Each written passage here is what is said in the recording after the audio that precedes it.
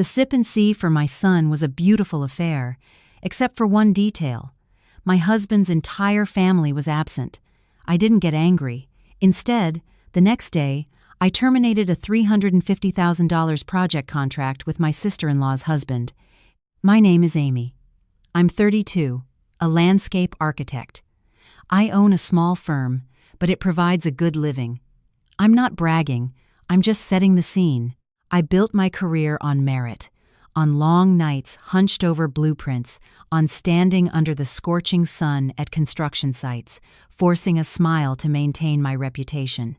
My husband's name is Henry. He's a kind, quiet man who works a stable job with the state government. Henry loves our son and me, but his love often comes with a dangerous attachment: fear. Fear of his mother, his sister, his relatives. Fear of gossip, of disrupting the peace. And in the end, the ones who always paid the price were his wife and child. My son, Leo, was 1 month old. His skin was rosy, his lips a perfect little bow, and he slept with the profound peace of someone who had never known the world's chaos. Holding him, I would just stare. That tiny head, that breath smelling of sweet milk, it made me want to both weep and harden my resolve. I understood that from the moment he was born, I no longer lived just for myself. I hosted Leo's Sip and See at a large hotel in the heart of the city. I booked 20 tables, not for show, but because our guests were a mix of business partners, colleagues, friends, and family from both sides. My mother had advised me to make sure everything was respectable, so people would look upon the baby with affection. My father was more direct. For him, it was about maintaining appearances. Like most older parents, they just wanted to see their children settled and happy. I wanted that too. I hoped this party would be a beautiful pretense to bring our two families closer. I had told myself to let it go all the years of criticism and scrutiny. I told myself to be patient. Now that they had a grandson, surely their hearts would soften. But life has a way of mocking you just when you crave peace the most. Right before the event began, the hall manager approached me and whispered that my in-laws' table, fully set, remained completely empty. I glanced at the head table. Henry and I were seated there. My parents sat opposite us, and next to them was a chillingly empty stretch of chairs. I had reserved the best seats for my father-in-law and mother-in-law, for my sister-in-law Vanessa, and her husband Tyler, and for their 2 children. I had even instructed the kitchen to prepare a special low-oil dish for my mother-in-law, who suffered from stomach problems. Now, those vacant chairs felt like a bucket of ice water had been dumped on our celebration. Henry stood beside me, beads of sweat forming on his forehead. He tried calling them once, twice, 5 times. I saw his screen. The calls went straight to voicemail. He swallowed hard and mumbled that maybe they were stuck in traffic or their phones had died. I said nothing. I just looked at this tall, strong man who stood before his wife and child like a schoolboy caught doing something wrong. Seeing him like that made my heart crack into 1,000 pieces. Guests began to arrive in droves. They offered congratulations, they smiled, and they glanced around. I knew that glance all too well. It wasn't malicious, but it was laced with a prying curiosity. It was like a needle poking at the very spot you were trying to hide. Beneath the table, my mother gently squeezed my wrist. Her hand was cold. My father sat bolt upright, his expression as hard as stone. I knew he was swallowing his anger for my sake. When the MC began his speech, I carried Leo onto the stage. The spotlight illuminated every face below. I smiled. It was the kind of practiced smile my profession demanded. No blame, no excuses, no tears. I said a few words of thanks, then turned towards that empty table and offered a faint smile. I explained that Leo's paternal grandparents and his aunt and uncle had a family matter to attend to and couldn't make it on time, but that we should all start the celebration. "Let's save family matters for later," I said. As the words left my lips, I heard a sound in my heart like fine china shattering the sound of a belief breaking irrevocably. I had once believed that patience would earn me affection. I had once believed that having a son would earn me respect. I had once believed family was a place where people wouldn't dream of humiliating you. It turned out they would. The party continued. I went from table to table, raising my glass, smiling, and offering thanks. Everyone complimented Leo on how handsome he was. But I could hear the whispers. The in-laws didn't come? There must be a problem. They must not like her. Henry followed me, a shadow at my heels. He smiled and nodded too, but his eyes constantly darted away. I didn't need an apology from him. I needed him to stand up and say one clear, definitive sentence to defend his wife and child in front of everyone. But he didn't. He was silent, and that silence hurt more than a slap. Towards the end of the evening, as guests were leaving, I finally had a chance to find out the truth. I called a distant relative on my husband's side, his mother's second cousin. The phone rang once, and she picked up immediately. So, it wasn't a dead battery or bad reception. They had just been ignoring my calls. I asked her directly, my voice steady. "Auntie, was our family attending someone else's party this afternoon?" There was a pause, then a sigh. "Amy, dear, don't be upset. Your mother-in-law's sister was also hosting a 1-month party for her grandchild. Your mother-in-law was afraid of offending them, so she took the whole family over there." I didn't hear the rest of what she said. The only words that registered were time she took the whole family over there *. Standing in the middle of the hotel lobby, holding my son, my ears buzzed. I looked at Henry. He looked back at me, his eyes red, yet he still hadn't dared to say a single word to his family. He just stammered that he would explain. I managed a weak smile, my throat tight. I told him, just loud enough for him to hear, that there was no need for an explanation. I understood everything now. That night, I put Leo down in his crib. He slept soundly, his tiny hand grasping my finger as if it were the only thing in the world he could trust. I went to my office and opened my laptop. In my inbox was a contract waiting to be executed, a $350,000 landscape project for a public works facility. The signatory for the partner company was none other than Tyler, my sister-in-law's husband. I had pushed this contract through, ignoring warnings from my legal team because I thought it was family helping family. The word partner on the screen tasted bitter. I didn't scream or slam my fist on the desk or call anyone to yell. I just sat up straight, took a deep breath, and opened a new document, a notice of termination of cooperation. The reasons I listed were all professional: missed deadlines, incomplete paperwork, improper requests for advance payments. I had evidence for every single claim. I finished typing, saved the document, and scheduled it to be sent at 9 a.m. the next morning. After clicking confirm, I sat in silence. The house was still, save for the hum of the air conditioner and the soft sound of my son's breathing. I glanced toward his room, where he slept peacefully in the darkness. I whispered, as if reminding myself, "Leo, honey, Mommy doesn't need anyone's affection. She just needs you to be respected." And I knew that starting tomorrow, my in-laws' peaceful world would be shattered. But it wasn't because I was being cruel. It was because they had chosen to disrespect my son and me first. I was simply returning the consequences of that disrespect. The next morning, I woke up very early, not from insomnia, but because a wire inside me had been pulled too taut. Lying in bed for another minute would have snapped me upright. I got dressed, washed my face, and made a glass of warm water. Leo was asleep in his crib, his lips pursed as if dreaming of milk. Looking at him, I told myself to be clear-headed, to be firm. There are some battles where if you soften even a little, people will push you back until you have no ground left to stand on. At 10 minutes to 9, my phone started vibrating. A few stray texts at first, then a deluge. I wasn't in a hurry. I picked Leo up, fed him, changed his diaper, and rocked him back to sleep. I did everything slowly, deliberately, as if there wasn't a storm brewing outside over a $350,000 contract. At exactly 9 a.m., the email was sent. I sat at my computer, watching the sent notification appear, and felt a strange sense of calm. Not the calm of a victor, but the tranquility of someone who has finally set down a heavy burden. At 9:15, Tyler called. I let it ring 3 times before answering.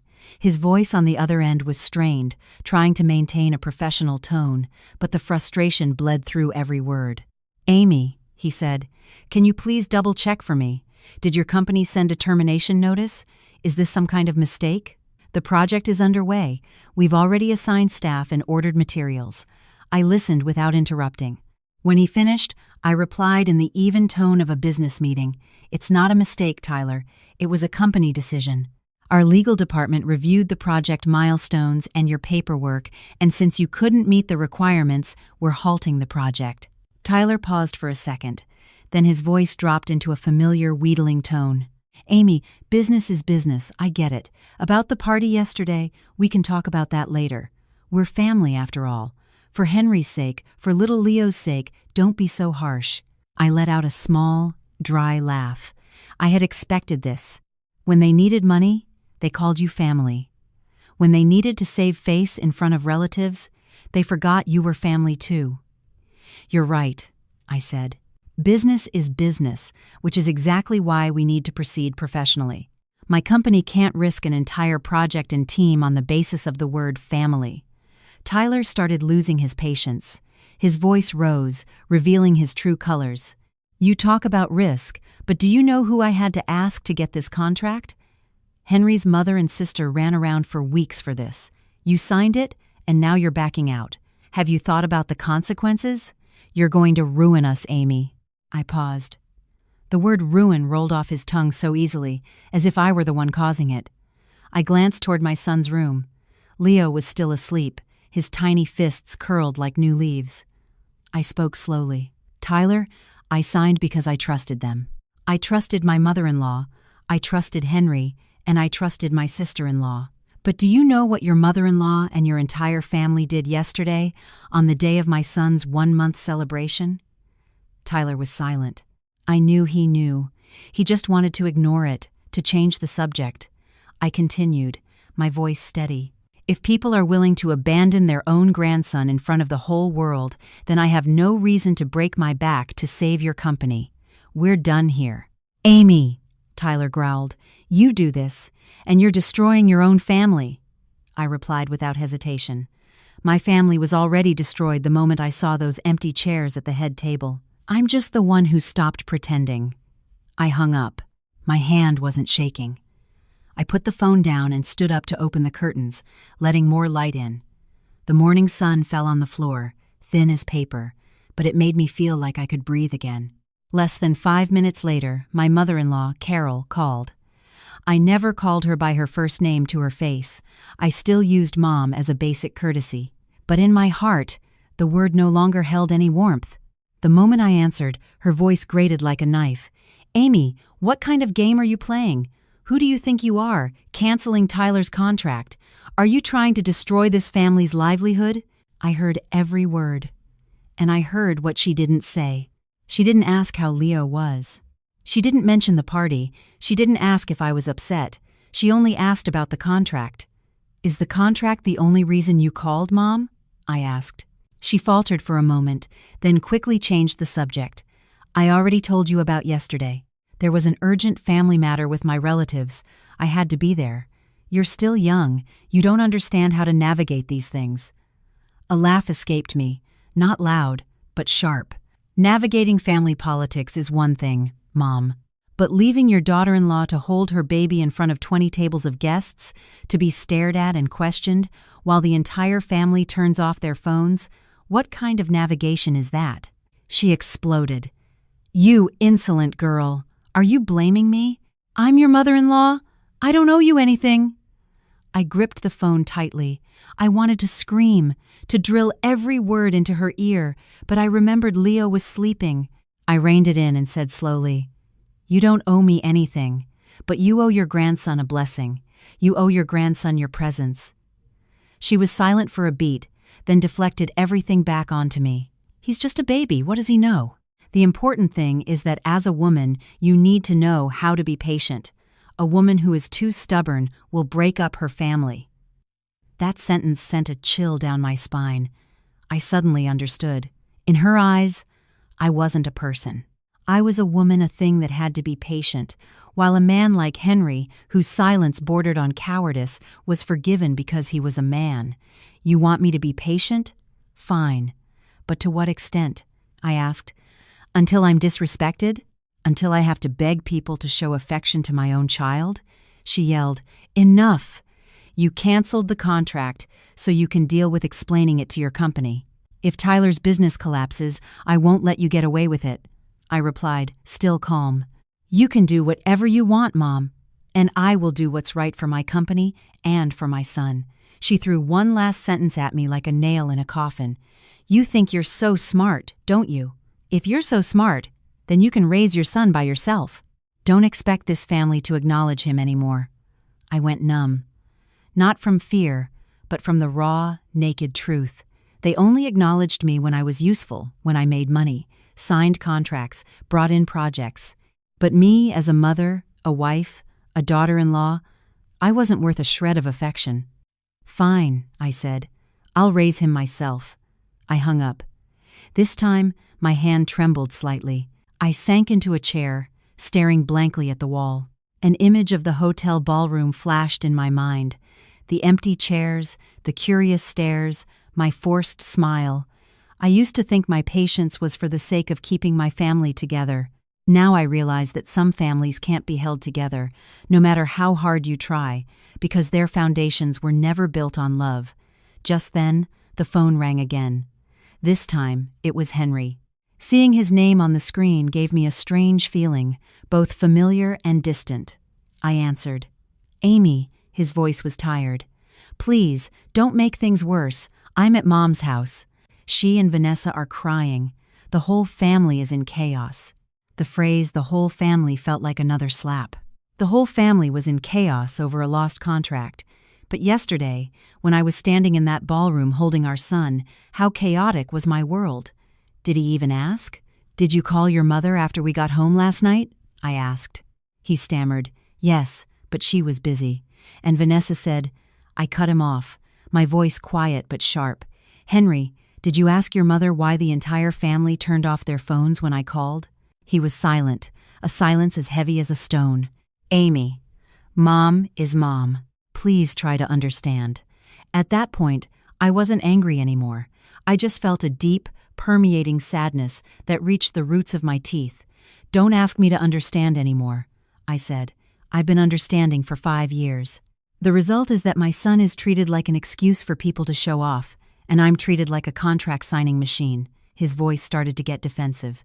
You're disrespecting my family by saying that, I replied. Your family disrespected your wife and child first. He sighed heavily, as if about to argue, then lowered his voice. Amy, I'm begging you, just give Tyler a chance. That contract is huge. If you break it, people will say, my family relies on you, and then you'll humiliate us. I felt a bitter pang. So his greatest fear wasn't his child being hurt, but what people would say. He feared gossip more than his wife's tears. I asked one final question, slowly. Henry, do you remember when I was on stage yesterday and I said we'd save family matters for later? When do you think later is? He didn't answer. I continued, my voice soft but cold. Later is now. I'm not screaming or breaking things, but I'm not being patient anymore either. If you want me to give Tyler a chance, then answer one question for me, honestly. Yesterday, did you feel I was humiliated? The line was silent for a very long time. Then, he said quietly, I did. And what did you do to protect me? I asked. He choked up. I could hear his ragged breath. You did nothing, I said. You stood there and let me take it. I didn't know what to do. He burst out. I looked at my son, my heart hardening, but not out of spite. I said slowly, if you don't know what to do, then at the very least, don't drag me back to be the one who carries the burden for everyone. I hung up. And in that moment, I understood something. Canceling the contract was just the tip of the iceberg. The real issue was this marriage. If I didn't save myself, no one would. That afternoon, my dad called. His voice was deep and warm. Amy, are you okay? Your mother has been pacing all morning. Hearing my father's voice, a lump formed in my throat. I forced a smile.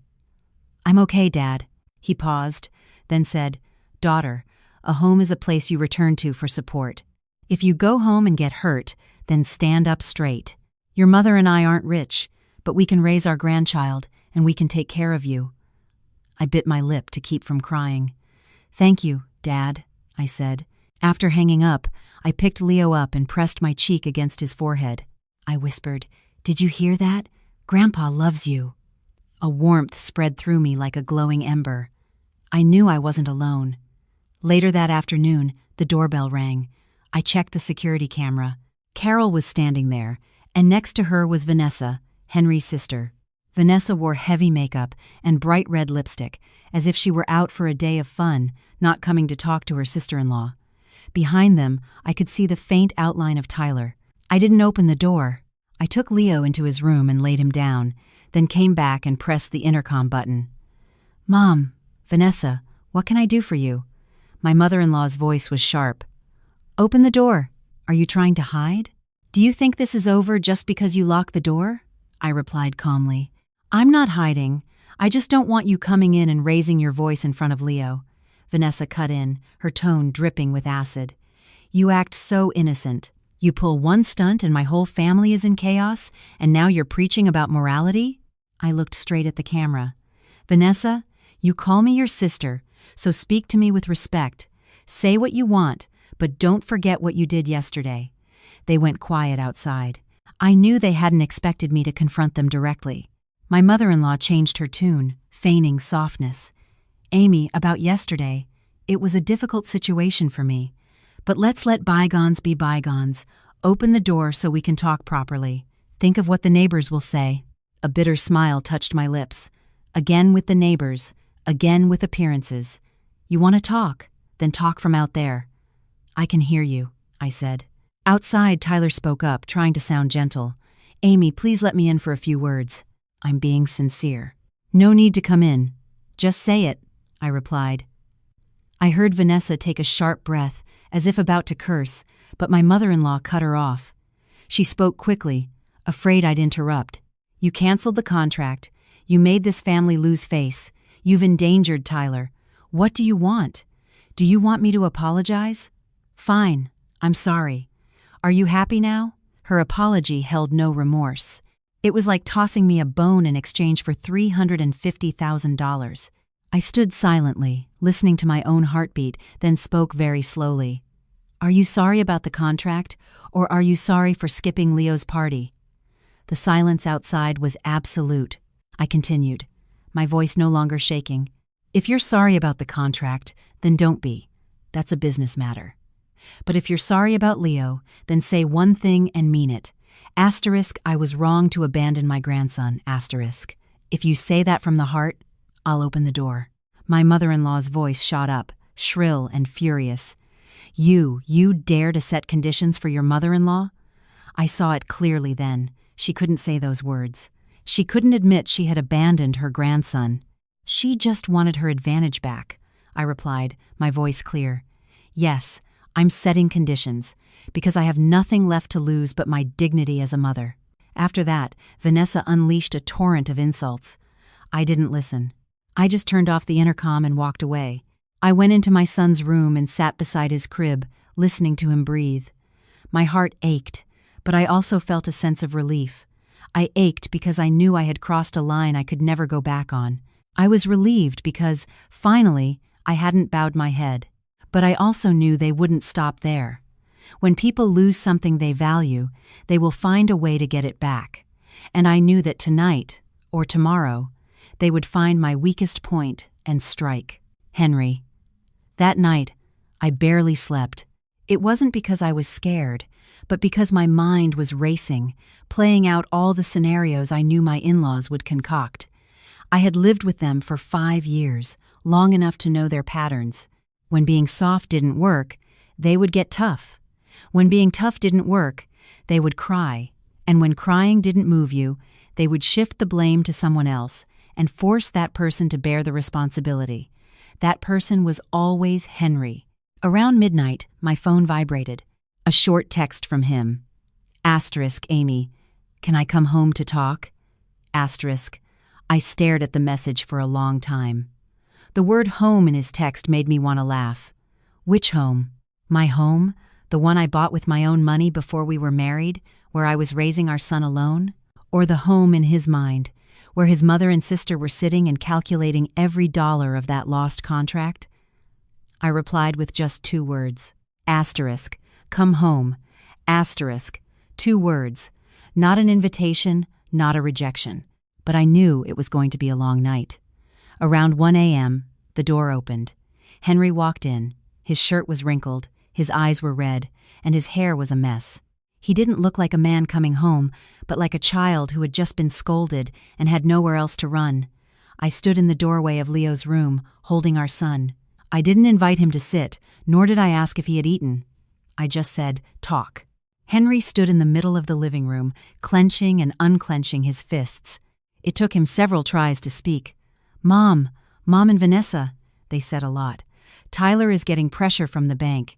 If this contract doesn't save him, his company will really go bankrupt. Because of what you did? The whole family is blaming me. They say I'm incompetent, that I let my wife control all the money." I listened as a chill spread through me. Not a single word about my feelings, not a single word about our son being abandoned. It was all about the contract, the company, his male pride. "So what do you think?" I asked. He hesitated. I know they were wrong yesterday, but Amy, they're still family. You're being too harsh. They can't handle it. I'm stuck in the middle." I laughed, but there was no joy in it. "You're stuck in the middle? Then where do your son and I stand?" He froze. I looked him straight in the eye and said slowly, "Henry, yesterday, if you had walked onto that stage, just put your hand on my shoulder and said one sentence times, 'My family is running late. I apologize on their behalf,' times just that. Would you have done it?" He bowed his head. I continued, my voice even. "Today, when your mother yelled at me through the intercom and your sister called me insolent, did you defend me?" He was silent. I nodded. "That's enough." Henry quickly took a step forward. "Amy, don't be like this. I didn't defend you because I don't love you. I don't want the family to fall apart." I held Leo tighter. My voice dropped. "The family already fell apart the moment you left me alone in that ballroom. Our family isn't breaking because of a contract. It's breaking because you didn't choose your wife and son." He stood there, stunned. I put Leo down in his crib and came back to sit across from him. For the first time in years, I spoke to him slowly, clearly, as if delivering a verdict. "Henry, I didn't cancel the contract for revenge. I canceled it because I no longer trust them. I don't trust Tyler's competence. I don't trust your mother's decency. And I don't trust that you have the backbone to protect our little family." He choked out. "I can talk to Mom. To Vanessa, get them to apologize to you." I shook my head.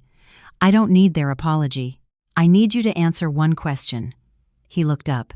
"If tomorrow your mother and sister forced you to choose on one side, me and Leo, and on the other, their family and Tyler's contract, who would you choose?"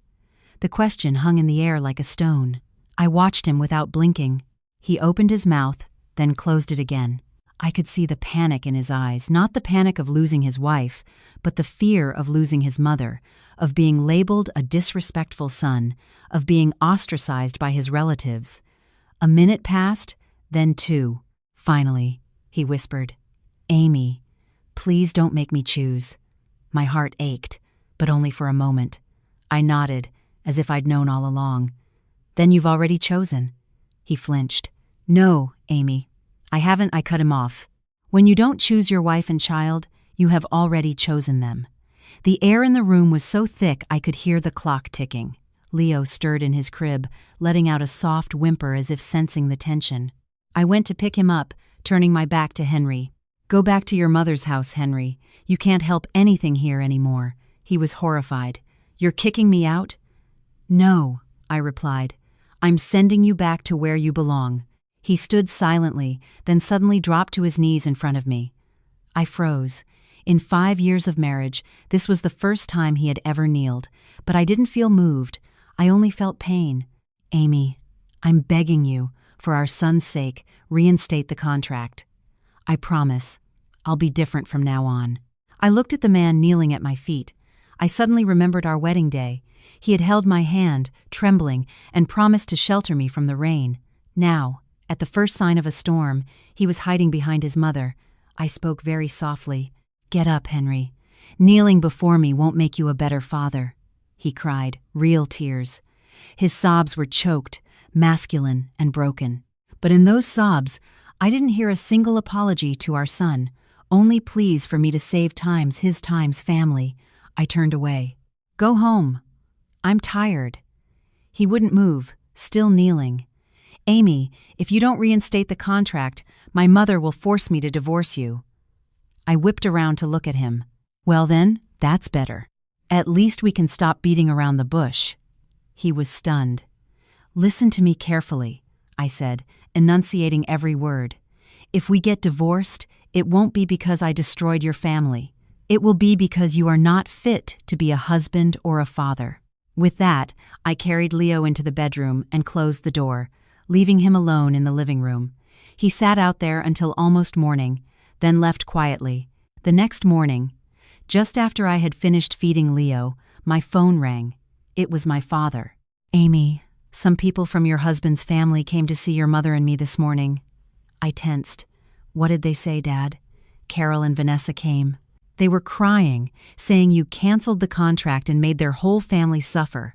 Carol even said you look down on the paternal side of the family and won't let your grandson acknowledge his relatives. Hearing that, my heart seized. They had started to attack my most vulnerable point, my son. What did you say? My father's voice was low but steady. I told them straight. The boy is my grandson, but he's their grandson too. If you want to acknowledge him, you must first learn to respect his mother. No one has the right to use a child as a bargaining chip for a contract. Tears welled in my eyes. Thank you, Dad, I whispered. My father sighed. Daughter, I can see it now. That family isn't simple. You need to think carefully about your next steps. After hanging up, I sat in silence for a long time. I knew that from this day forward, the fight would no longer be about a contract. It would shift to something much more terrifying. The rights of the paternal grandparents, the right to claim a grandchild, the right to interfere in my son's life. And just as I predicted, that afternoon, my mother-in-law called again. This time, her tone was completely different, so soft it was artificial. Amy, I visited your parents this morning. After talking with them, I've had some time to think. I was a bit hot-headed yesterday. Let's just forget about it.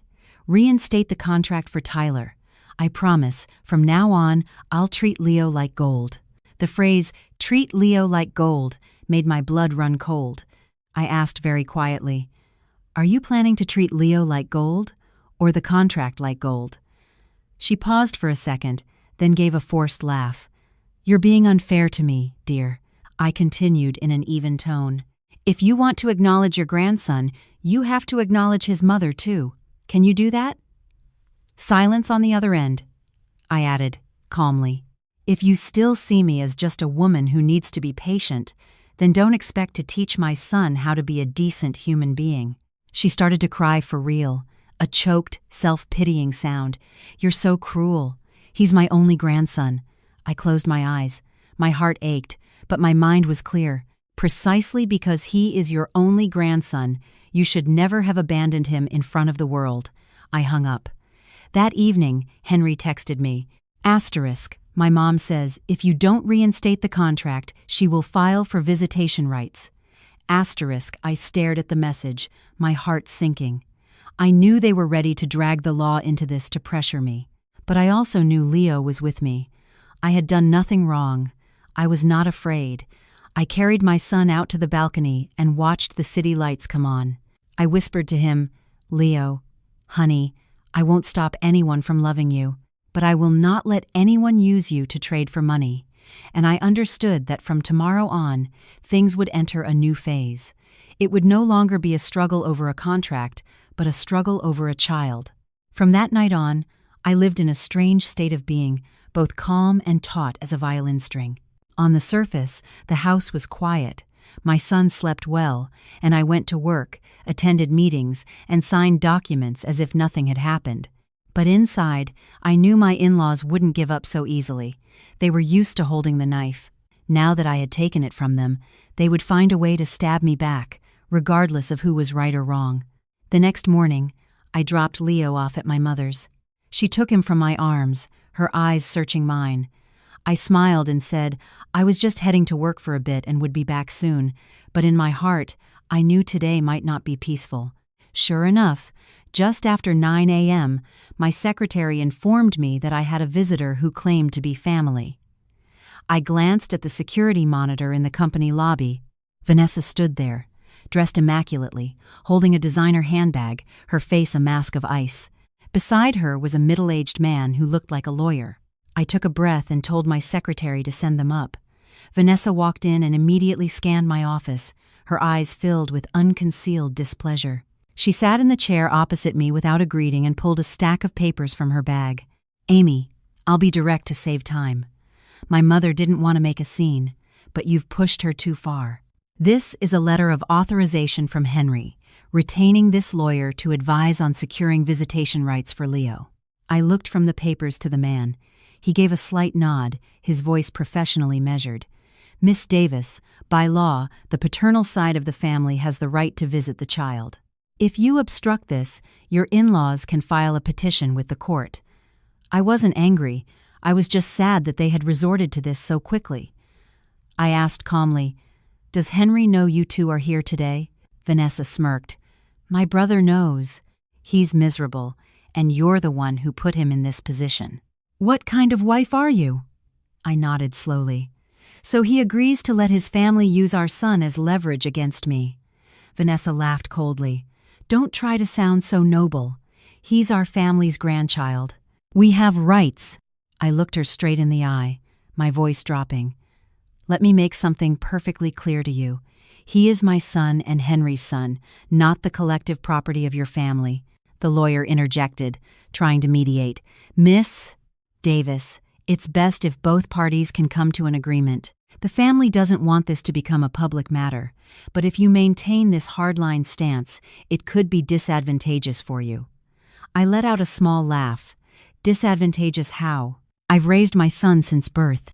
I'm not preventing visitation, but I will not allow anyone to use their rights as a grandmother or an aunt to force me into a business deal." Vanessa slammed her hand on the table. "Are you still talking about the contract? Have a heart. Tyler is about to go bankrupt, you know that?" I replied, "I do. And that is not my responsibility." The air in the room grew thick. The lawyer looked at me, his tone softening. "Miss Davis, you should think about the long term. If this goes to court, your marriage, your income, your time spent caregiving, everything will be scrutinized. No one wants their private life aired out in public." I looked at him slowly. "It's precisely because I don't want my private life aired out in public that I hope you will go back and tell my family one thing. Do not use a child to trade for money." Vanessa shot to her feet, her face flushed with anger. "Don't think you can do whatever you want just because you have money. You've disgraced our entire family." I stood up too. For the first time, my voice rose slightly. "The disgrace to your family wasn't caused by me. It happened the moment your entire family abandoned their grandson in a hotel ballroom." Vanessa was speechless. I pointed to the door. "If you came here to have a civil discussion about visiting my son, I'm willing to listen. But if you came here to threaten me, I'm done." The lawyer stood up first and pulled Vanessa away.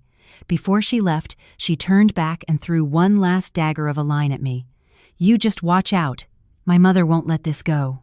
After the door closed, I finally collapsed into my chair. Only then did my hands start to shake. Not because I was afraid of them, but because I understood that from now on, everything would be dragged into the light. My marriage, my child, and all the things I had tried so hard to keep private. "Later," Henry called. His voice was utterly exhausted. "Amy, why did you let Vanessa come to your office? Mom found out." I laughed without humor. "I didn't let times her. Your sister came on her own," he sighed. "Amy, please, don't push things any further. Mom has been crying non-stop. She said if you don't reinstate the contract, she'll consider this daughter-in-law lost to her." I was silent for a moment, then asked, "And what about you?" He faltered. I'm in the middle." I cut him off. "Don't say that anymore. I'm tired of hearing it." He lowered his voice. "Amy, I'm begging you, for our son, soften up a little." I replied, "It's precisely because of our son that I can't soften up." He was silent. I continued very slowly. "Henry, do you know what I'm most afraid of? It's not the court. It's your family. Because they don't truly love our son, they love their own interests more." He choked out, "My mother loves her grandson." I gave a sad smile. She loves him, yet she abandoned him? She loves him, yet she uses him to threaten his own mother? I don't dare accept that kind of love. He was quiet for a long time, then asked, If my mother really files a petition, what will you do?" I looked out the window, where the afternoon sun cast a golden glow on the buildings. "I will go to court," I said, "and I am not afraid." That evening, I went to my parents' house to pick up Leo. My mother held him but kept looking at me with worry. My father poured tea, his voice slow. "Any news from their side, dear?" I told them about Vanessa and the lawyer. My mother gasped. "My goodness, they would really do that?" My father grew pensive. "Don't panic. The law is on the side of the primary caregiver. Just stay strong." I nodded, but in my heart, I knew this wasn't just about the law. It was about humanity. And that was something I was rapidly losing from my in-laws. That night, when I got home with Leo, I found Carol already sitting in my living room. She wasn't with Vanessa or Tyler this time, just her, alone. Her hair was pulled back neatly, she wore a dark blouse, and her face was etched with fatigue. I froze. She stood up, her voice completely different from before, not shouting, not acidic, just hoarse. "Amy, I came to talk to you." I put my bag down, took Leo straight to his room and put him in his crib, then came back out. I didn't offer her a drink. I just sat down across from her. She looked around the house, her gaze lingering on the crib, and her voice softened. "Does the baby sleep well?" "He does," I replied. She was quiet for a moment, then let out a long sigh. "Amy, I was wrong. The day of the party, I was wrong. I didn't realize how much it would hurt you." It was the first time I had heard her say the word wrong without anger or denial. My heart stirred slightly, but I remained silent. She continued, her voice growing smaller. "I didn't abandon my grandson because I don't love him. I was caught up with relatives, with keeping up appearances. I thought you would understand." I asked very quietly, "Did you ever think about me standing there alone, holding my son?" She bowed her head. "I did. Afterwards, I thought about it, and I felt terrible. I looked at her for a long time. In that moment, I didn't see her as my mother-in-law, but as an old woman who was also afraid of losing face, afraid of what people would say. But I also knew that her regret might not be enough to overcome the greed of her entire family." She looked up, her voice trembling. "Amy, I'm begging you, reinstate the contract for Tyler. He's Vanessa's husband. If his business collapses, their family falls apart. I promise. From now on, I won't interfere in your marriage. I'll treat Leo like a treasure." I closed my eyes. The conversation had circled right back to where it started, the contract. I opened my eyes and said slowly, "Mom, if Tyler didn't have this contract issue today, would you be sitting here apologizing to me?" She was silent. I continued, my voice not accusatory, just sad. "Are you here for your grandson, or for the $350,000? She burst into tears, real, unrestrained sobs. I'm in a terrible position, Amy. Tyler took out a loan in my name. If his company goes under, I'll lose my house." Those words struck me like a knife. It wasn't just about her son-in-law. Her own home was tied up in the contract I had canceled. I was stunned. I understood now. They didn't just need money. They needed me to save their entire family. "How much did you co-sign for?" I asked. She sobbed harder. "Over $100,000. I closed my eyes again. That amount was large enough to make a mother-in-law kneel before her daughter-in-law.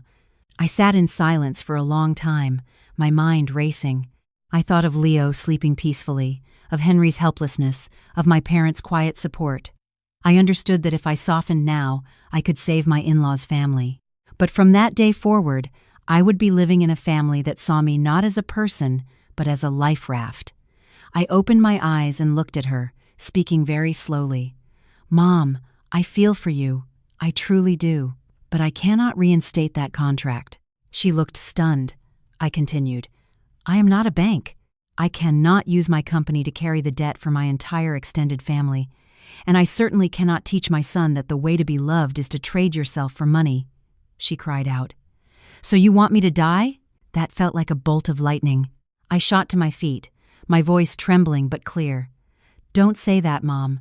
I'm not killing anyone. The people who put you in this situation are Tyler and Vanessa, with their reckless borrowing. It wasn't me." She sobbed uncontrollably, unable to stand steady. I helped her sit back down, my voice softening. "Go home, Mom. Get some rest. I won't change my mind about the contract, but I won't forbid you from seeing your grandson. If you want to visit Leo, my door is open." She looked at me, her eyes a mixture of resentment and helplessness. "You are too hard." "No, Mom," I replied. "I just don't want my son to grow up in a family that only knows how to use each other to survive." She stood up silently and walked to the door. Before leaving, she turned and said very quietly, "Amy, if this family falls apart, I will have failed our ancestors." I watched her go, my heart aching as if it were being squeezed. But I knew that some failures were not of my making. That night, I sat by Leo's crib for a long time. I knew that after today, my in-laws had no more soft approaches left, and their next move would likely be to force Henry to sign the papers. Just as I predicted, 2 days later, Henry came home again. This time, he didn't come in the dead of night, but in the middle of the afternoon. I had just finished bathing Leo when I heard the key in the lock. My heart tightened. There are moments when, no matter how prepared you are, you still can't help but tremble. He walked in holding a folder. His shirt was wrinkled, his tie was crooked, and his face was gaunt. He looked at me, his eyes pleading and fearful. "Amy, can we talk for a minute?" I put the towel down, picked Leo up, and replied curtly, "Go ahead." He looked down at the folder in his hands and swallowed hard. "Mom, she's making me sign this." I glanced over. "Just a glimpse, but I knew what it was." I asked calmly. "Divorce papers or power of attorney?" He froze. "Both." My heart clenched, but only for a beat. I nodded. "Continue." He sat down, his hands trembling as he opened the folder. "Mom said if I don't sign, she'll lose the house. She co-signed the loan. She can't handle it. Vanessa is crying. Tyler is hiding. I don't know what to do." I looked at him for a long time. I wasn't angry anymore. I just felt pity for a man who was too weak to carry the weight of any role he was given. "So, have you signed?" I asked. He shook his head, his eyes red. "No, I brought them home to show you first." "Good," I said. I put Leo in his crib and sat down across from him. I spoke slowly. "Henry, tell me the truth. If I reinstate the contract, your family will be saved. But what happens after that?" He was silent. "After that, Tyler will keep borrowing, Vanessa will keep depending on him, your mother will keep co-signing for them, and every time your family needs money, they'll come to me, and you'll tell me to be patient, for the sake of our son, for the sake of the family. Am I right?" He bowed his head. I knew I was right. I continued very quietly. "And what about me? What about my company? What about our son? If that project fails, who takes the fall?" He choked out, I will." A sad smile touched my lips. "With what? Is your monthly salary even enough to cover the interest on the loan?" He was speechless. I stood up, poured him a glass of water, and placed it in front of him. For the first time after days of tension, my voice was gentle. "Henry, I don't resent your mother or Vanessa, but I'm afraid of one thing. If I save your family today, I will lose my own tomorrow." He looked up, his eyes shimmering. "I know, but my mom, she threatened to kill herself. That left me speechless.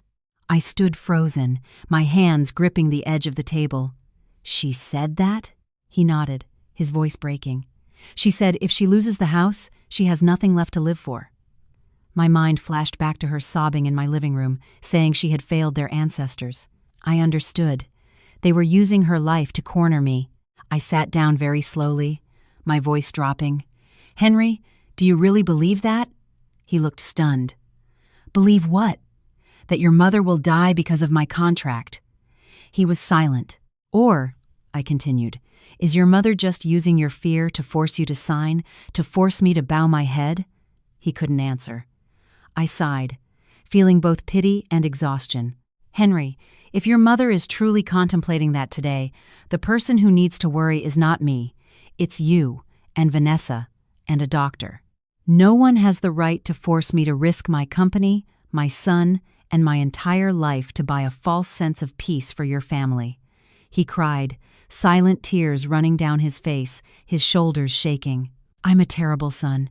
I can't save my mother. I placed a hand on his shoulder, very gently. No. You are not the terrible one. The ones who are those who pushed their own mother into debt and then expected their daughter-in-law to carry the burden. He looked up at me, his eyes as lost as a child's.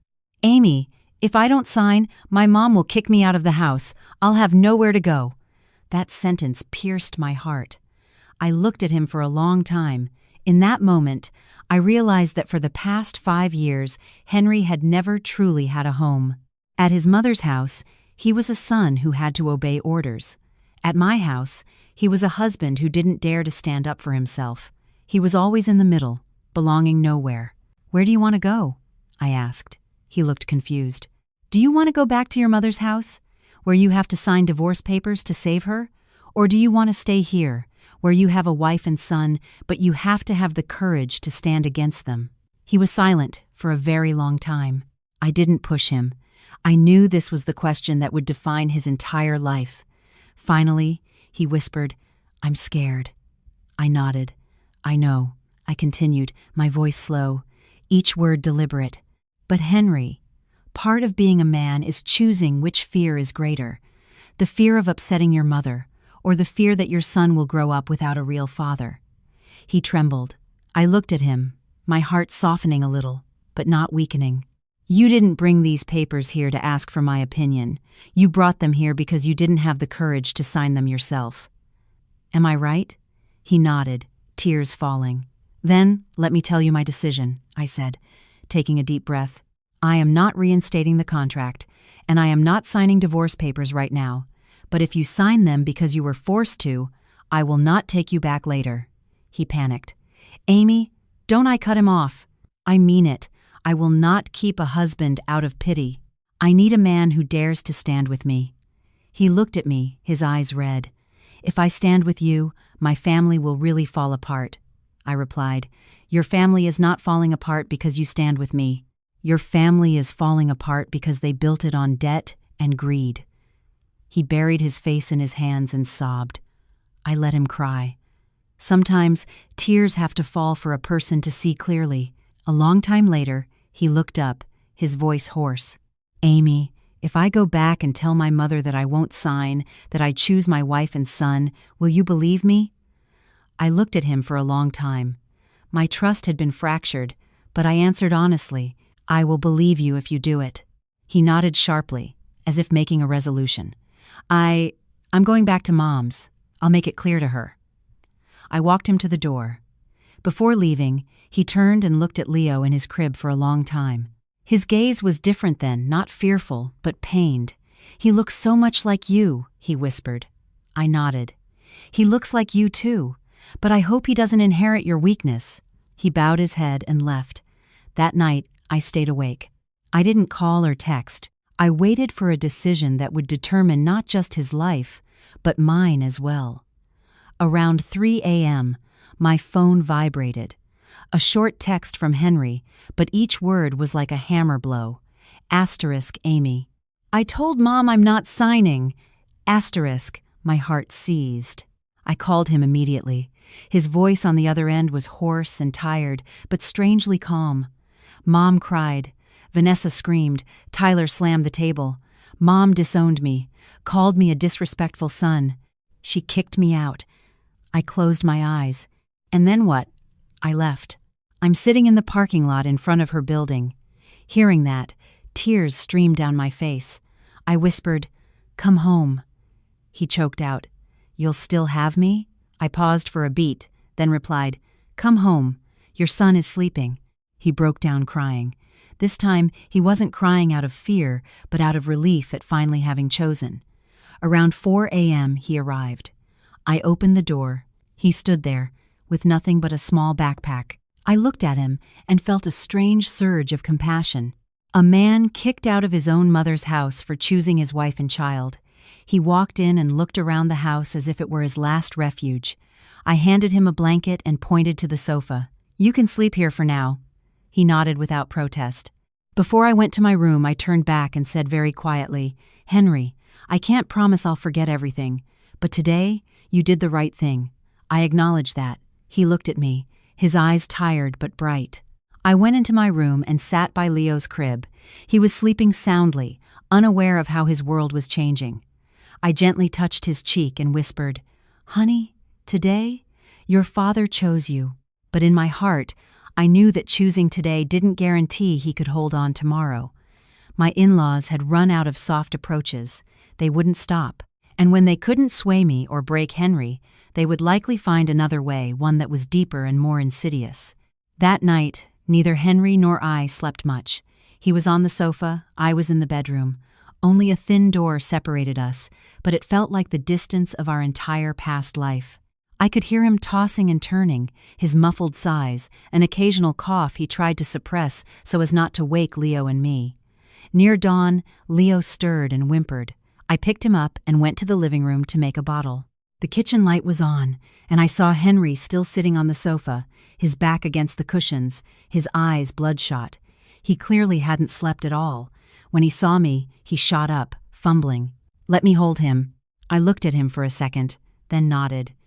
He took Leo, his movements clumsy but careful. The moment he was in his father's arms, Leo stopped crying, his eyes fluttering open to stare up at Henry.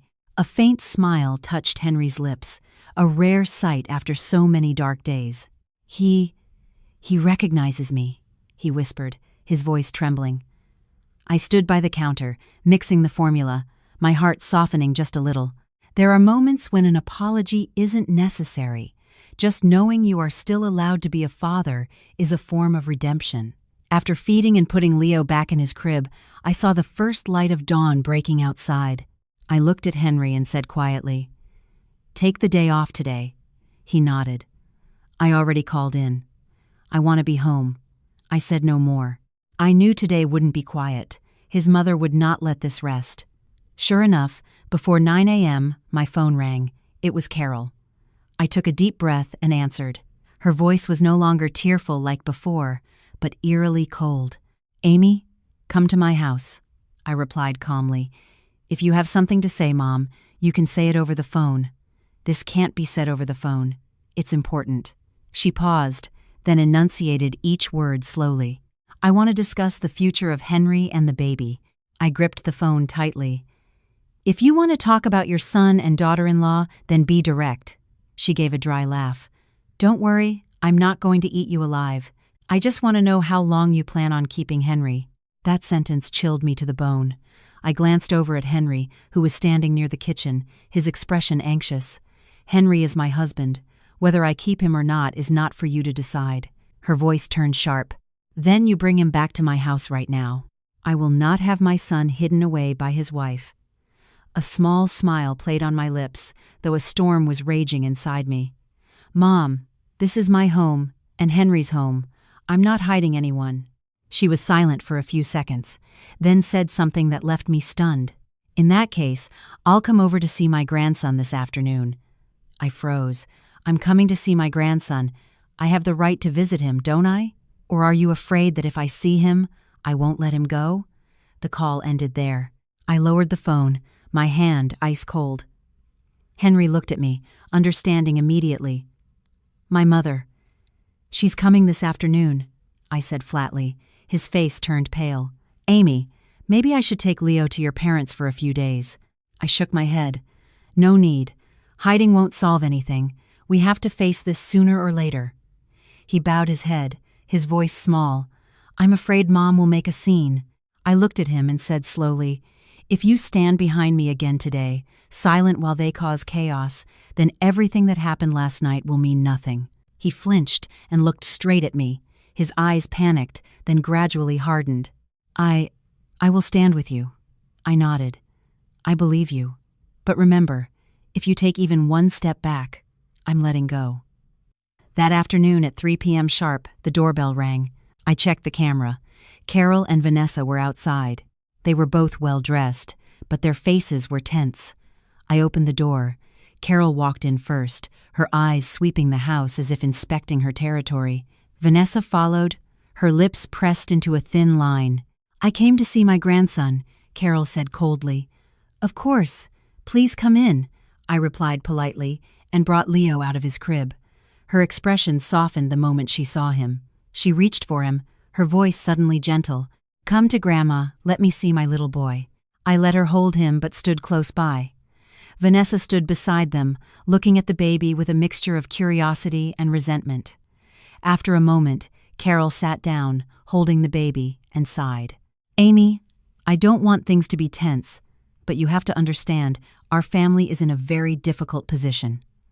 I sat opposite her, keeping my voice steady. "I understand, but I cannot let personal feelings interfere with a business matter." Her eyes narrowed. "You say that so easily.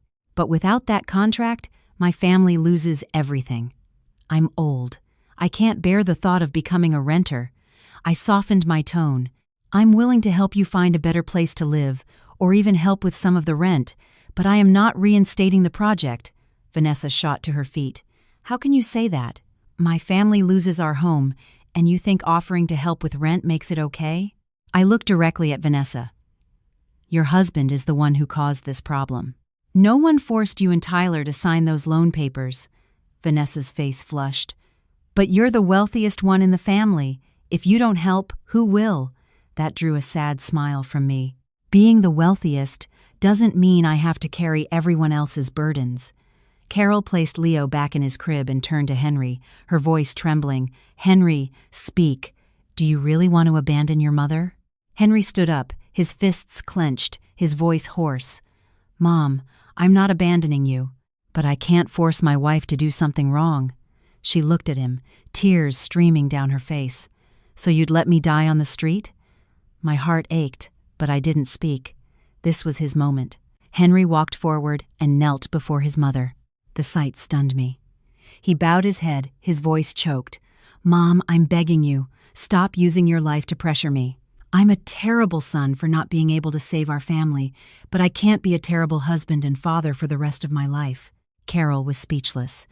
Vanessa was also frozen. "I raised you for 30 years, and now you choose your wife over your mother," she sobbed. Henry shook his head, tears falling. "I'm choosing to be a husband and a father, Mom. I'll work extra jobs to help pay back the debt with you, but I will not trade my son's future for it." The room was utterly silent.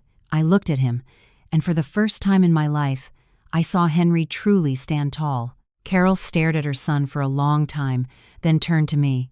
Her eyes filled with a mix of resentment and helplessness. "Amy, do you really have no sense of family obligation left?" I replied quietly. "I have enough obligation left that I haven't sued for damages, that I haven't let Tyler go to jail. But I cannot sacrifice my child." Vanessa burst into tears. "You're so cruel. You've destroyed my family." I looked at Vanessa, my heart turning to ice. "Your family isn't destroyed because of me. Your family is destroyed because you trusted the wrong person." The tension was suffocating. Finally, Carol stood up, hugged Leo, and kissed his forehead for a long time before handing him back to me. She looked at me, her voice weary. "Fine. I won't force you anymore. I guess I'm just not blessed enough." With that, she turned and walked out. Vanessa shot me a resentful glare and followed. The door closed. I stood in silence for a long time, my heart pounding. Henry was still kneeling on the floor, his shoulders shaking. I walked over and helped him up. "Get up. Your son is watching." He buried his face in his hands and cried like a child. "Amy, I'm afraid my mother will hate me for the rest of her life." I placed a hand on his shoulder, my voice low. "Maybe. But if you hadn't done this today, your son would have hated you for the rest of his life." He looked at me, his eyes filled with gratitude and pain. That evening, I received a text from Vanessa. Just 3 words. Asterisk, you won. Asterisk, I stared at the screen for a long time, then deleted it. In my heart, I knew this wasn't the end. People like Vanessa, Tyler, and Carol, when their soft approach failed, they would find a hard one. And this time, their target might not be money, but my son, my reputation, and the very peace I was fighting so hard to protect. After Carol and Vanessa left, the house fell into a strange quiet. It wasn't a comfortable peace, but the unnerving calm of the sea before a storm. I knew there was an undercurrent churning below, waiting for the slightest touch to erupt. For 3 straight days, my in-laws didn't call, text, or visit. Henry received no more calls from his mother either. That silence didn't reassure me. It made me more anxious. On the evening of the 3rd day, as I was rocking Leo to sleep, my phone rang. An unknown number. I hesitated for a second, then answered. "Is this Amy Davis?" A man's low, raspy voice, unfamiliar. "Yes, this is she. My name is Lamb. I'm an old business acquaintance of Tyler's." Just hearing Tyler's name made my heart skip a beat. I kept my voice steady. "Why are you calling me?" There was a pause on the other end. Then he spoke slowly. "Do you have any idea how much your brother-in-law owes people?" I frowned. "That has nothing to do with me." "It does now," he said, his voice dropping, "because people are starting to ask about you." I shot to my feet, my heart pounding. "What do you mean? Tyler owes over $200,000 to loan sharks. He can't pay. The creditors are asking around, and they've heard you're the only one in the family with money and a company. They're looking for ways to approach you." A chill ran down my spine. "Approach me how?" "To apply pressure. Gently at first, with threats. If that doesn't work, it's hard to say. I'm calling to give you a heads up, out of respect for our old connection." I gripped the phone tightly. "Thank you for telling me." The call ended. I stood frozen in the middle of the room, a cold sweat breaking out on my back. It seemed the hard approach I had feared was beginning. That night, I told Henry everything. His face went pale as he jumped to his feet. I had no idea about this. I looked at him for a long time. "Henry, from now on, I need you to be completely clear-headed. Do not hide anything from me related to your family. Not one single thing." He nodded fiercely, his voice trembling. "I swear," I sighed. "Starting tomorrow, I'm increasing security, changing the times I drop off and pick up our son, and limiting unfamiliar visitors. And you are not to let anyone know Leo's schedule." He took my hand and squeezed it hard. "I will protect you and Leo." I looked at him, feeling both warmth and worry. Promises are easy to make, but reality is what truly tests a person. 2 days later, the first incident occurred. I was in a meeting at work when the nanny called, her voice frantic. "Miss Amy, a little while ago, 2 men were standing outside the gate asking about the family. They said they were relatives from the paternal side, but they looked suspicious, so I didn't let them in." My heart hammered against my ribs. "Are they gone?" "They're gone now, but they stood out there staring for a long time." I immediately excused myself from the meeting and drove home. On the way, my hands were shaking so much I could barely hold the steering wheel. Only one thought consumed me. If they dared to come near my son, I would no longer be gentle. When I got home, I checked the security cameras, the gate, and all the locks. Henry had also left work early. That entire afternoon, we barely let Leo out of our sight. That evening, after Leo was asleep, Henry sat before me, his voice heavy. "Amy, I think Tyler must be behind this. I'm afraid they want to use our son to pressure you." Hearing that, I felt the blood rush to my head. If they really dare to do that, I will no longer consider them family. Henry bowed his head, his voice choked. "I'm sorry for bringing this trouble into your life." I looked at him and said slowly, "Henry, from the moment you chose to stand with me, this trouble is no longer just mine, it's ours. The important thing is whether you have the strength to walk with me to the end." He looked up, his eyes red but determined. "I do. Even if I lose everything, I won't let them touch our son." For the first time, I truly believed him. The next morning, I went to my office early and met privately with my head of legal. I was direct. "I need you to investigate all loans, companies, and assets registered under Tyler and Vanessa's names. I want to know exactly how much danger they're in." He was a bit surprised but nodded. "Of course. I'll have someone on it immediately." That afternoon, I received another strange call. This time, it was a woman's voice, artificially sweet. Amy, dear, I'm a close friend of Vanessa's. I'm calling to give you a little advice. I laughed coldly. If you're Vanessa's friend, I doubt you're calling with my best interests at heart, she chuckled. You're a smart one. I'll be blunt. Her family is in deep trouble. If Tyler can't pay his debts, people won't leave them alone. Just think, if something were to happen to the little one. My hand clenched into a fist, my voice turning to ice. Are you threatening me? Not at all. Just a reminder. A smart woman knows when to be flexible. I cut her off. Go back and tell Vanessa and Tyler one thing. If a single hair on my son's head is harmed, I will make sure they have no future, not in society, and not in a courtroom. With that, I hung up. My hands were still shaking, but my resolve had hardened like steel. That evening, my head of legal sent me a thick file. I opened it, and each line I read felt like a paper cut. Tyler didn't just owe $200,000. The total was closer to $300,000, high-interest loans from shady sources, some with ties to organized crime. Some of the money was from failed investments, but a large portion was from gambling. I put the file down and took a deep breath. The pit my in-laws had fallen into was far deeper than I had imagined, and what they needed wasn't a $350,000 contract. They needed someone to take on a mountain of debt. Henry sat beside me, reading each page, his face growing paler. My God, how could he? I looked at him. Now do you understand why I didn't reinstate the contract? He nodded, his eyes red. If you had, you would have gone down before they did. I nodded grimly. And our son would have grown up buried in debt and fear. I couldn't sleep that night. I lay staring at the ceiling, listening to the steady rhythm of my son's breathing in his crib, my heart filled with both worry and love. I wasn't afraid of losing money. I was afraid of losing my son, of losing the small family I had just managed to hold together. Near dawn, my phone vibrated. A text from Vanessa. Amy, I'm begging you. Please save us this one time. If not, Tyler is really going to die. I stared at the message for a long time, and tears fell before I even realized it.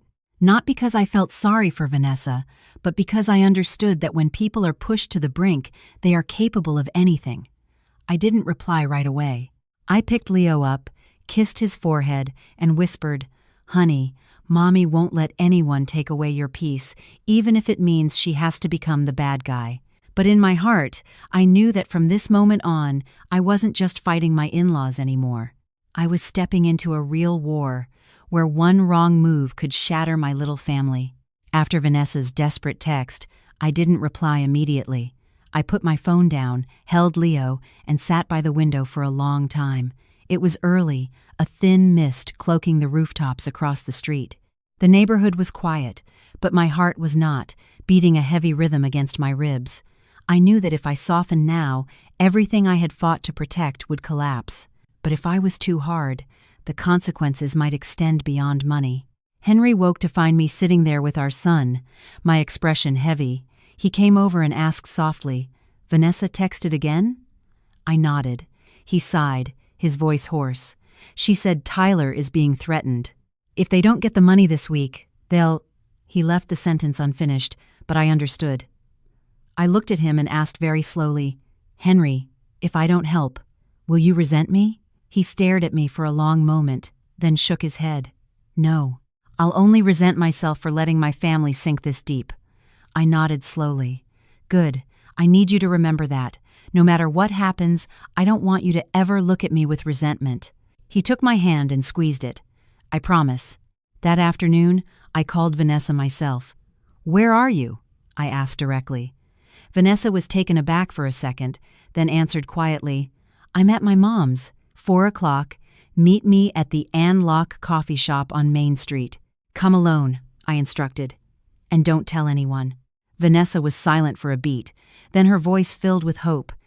Amy, are you going to help me? We'll talk when you get there, I said coldly, and hung up. I turned to Henry. I'm meeting Vanessa this afternoon. His face paled. It's too dangerous. I'm coming with you. I shook my head. No. I need to speak to her honestly. If you're there, she'll put on an act. He grabbed my hand, worried. Amy, what if they try something? I managed a faint smile. Don't worry. Right now, they need my money more than my life. At 4 p.m., I arrived at the coffee shop 10 minutes early and chose a secluded table with my back to the wall, giving me a clear view of the entrance. I didn't want any surprises. Vanessa arrived 5 minutes later. The moment she saw me, her eyes welled up. She rushed over and grabbed my hand, her voice trembling. Amy, please, you have to save us this time. I pulled my hand away and motioned to the chair. Sit down. Vanessa sat, tears streaming down her face. You don't understand. They came to our house. They threatened to break Tyler's hands. I looked straight at her, my voice calm. Crying won't solve anything, Vanessa. Tell me the whole truth. She bit her lip and spoke through sobs. At first, Tyler only borrowed a little for his business. It failed, so he took out high-interest loans. And then, he started betting on sports. By the time I found out, it was almost $300,000. Who introduced him to that? I asked. She shook her head. I don't know. Some friends from his social circle. I took a deep breath. How much are they demanding now? 100,000. This week. If not, they'll take the house and they won't let him go. I was silent for a long time. $100,000. The amount wouldn't bankrupt me, but it was enough to drag me down with them if I wasn't careful. Do your mother and the rest of the family know? I asked. She gave a bitter laugh. They all know. Mom has been crying nonstop. I'm sure Henry knows too. I nodded. So you came here to ask me for a loan? She nodded eagerly. Yes, please, just lend it to us. We'll sign a contract. We'll pay you back slowly. I looked at her, my heart cold. How do you guarantee you can pay it back? She choked. I'll get a job. We'll sell the house, the car. I'll pay you back. I shook my head. Your house is already mortgaged. So is the car. What will you pay me back with? Vanessa was silent. I spoke slowly, enunciating every word. Vanessa, listen to me. I can save Tyler this one time, but I can't save your lives. She looked up, her eyes desperate. But if you don't save him this time, he'll really die. That pierced my heart. My voice dropped. Do you think I have no compassion? But let me ask you one question. If I give you the money today, will Tyler stop gambling tomorrow? Vanessa was speechless. 3 months from now, 5 months from now, if he borrows again, will you come crying to me again? I pressed. She bowed her head, unable to answer. I sighed. Vanessa, I am not lending you the money. She broke down, sobbing. Amy, you're so cruel. Do you want my husband to die? I bit my lip, trying to stay calm. I don't want anyone to die, but I cannot gamble my son's life on your husband's habits. Vanessa looked at me, her expression shifting from pleading to resentment. So what are you going to do? Just watch us die? I looked straight at her, my voice slow but firm. I will help, in my own way. Vanessa was stunned. What way? Tonight, you bring Tyler to my house, I said. I will speak to him directly. If he dares to sign something for me, I will help. Her eyes widened. Sign what? A commitment to get help for his gambling addiction, to hand over all his bank accounts and property deeds for me to manage, and to agree to let me control your finances for the next 3 years, I said clearly. And one more condition. If he violates this agreement, I will immediately report his entire loan shark and gambling operation to the police. No more second chances. Vanessa was speechless. You want to control our lives? I gave a bitter smile. No, I'm buying safety for my son, and for you. Vanessa was silent for a long time, then burst into tears again. I'll go ask Tyler. Don't ask. I cut her off. Tell him, if he agrees, he comes. If not, that's it. And remember one thing. From now on, if anyone dares to touch my son, we will no longer be talking about family ties. Vanessa trembled and nodded. That night, around 10 p.m., my doorbell rang. I checked the camera. It was Vanessa and Tyler. He looked gaunt, with dark circles under his eyes, radiating an aura of pure panic. I opened the door and led them to the living room. Henry stood beside me, his face tense. The moment Tyler saw me, he dropped to his knees. Amy, please, save me, I made a terrible mistake. The sight stunned me for a second, then my heart turned to ice. I said calmly, "Get up. A man on his knees can't pay off debts." Tyler shakily got to his feet and sat down, his hands clasped tightly. I placed a stack of papers in front of him. "Read it." He picked it up, his face turning ashen as he read. You want me to give you control over all my money and assets? And if I relapse, you'll report me?" I nodded. "That's right." Tyler shook his head frantically. "But then I'll have nothing." I looked straight at him, my voice cold. "Tyler, you'll have your life, your wife, and a chance to start over. Which do you choose?" He trembled and looked at Vanessa. She was crying, but she nodded repeatedly. Henry, standing nearby, spoke in a low voice. "Tyler, listen to me. If you don't sign this, no one can save you." Tyler bowed his head, a tear falling onto the paper. After a long moment, he picked up the pen and signed his name. In that moment, I knew I had tied myself to a massive problem, but I had no other choice if I wanted to keep my son safe. After he signed, I was direct. "Tomorrow, I will transfer the money directly to your creditors. It will not pass through your hands, and from today, I will control all of your expenses." Tyler nodded like a puppet. Before they left, Vanessa took my hand, crying, I'm indebted to you." I looked at her for a long time and said slowly, "Vanessa, I'm not doing this for you. I'm doing this for my son, and because Henry had the courage to stand with me." After they left, the house was quiet again. Henry looked at me, his eyes full of worry and pity.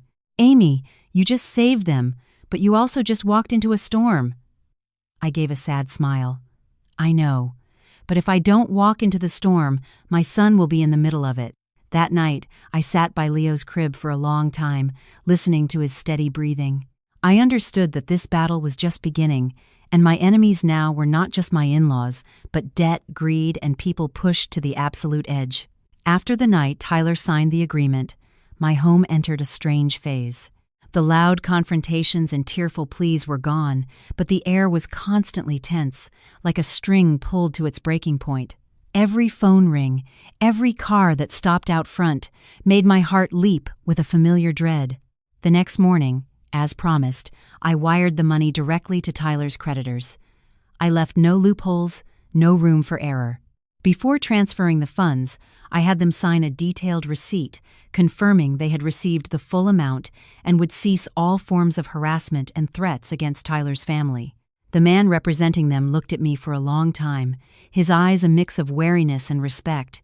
He said something I'll never forget. "You're a rare kind of woman. You'll pay the money, but you won't let anyone lead you by the nose." I just gave a small, humorless smile. I wasn't as brave as he thought. I was just a mother terrified of losing her child.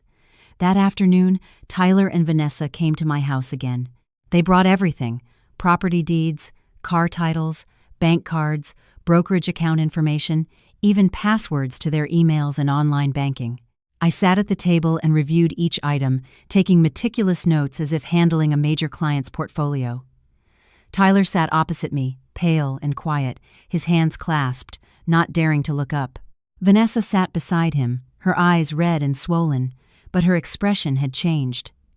The resentment was gone, replaced by a mixture of fear and gratitude. I laid out the terms clearly. "From now on, I will provide you with a fixed monthly allowance for living expenses. Any expenditure over $100 must be cleared with me first. Tyler, you are not to carry more than $200 in cash. Where you go, what you do, who you associate with, I have the right to know." He nodded repeatedly, his voice hoarse. "Yes, Amy, I'll listen to you." I looked him straight in the eye. "I am not your mother, and I am not your boss, but I am the one holding the keys. If you want them back, you have to prove you've changed."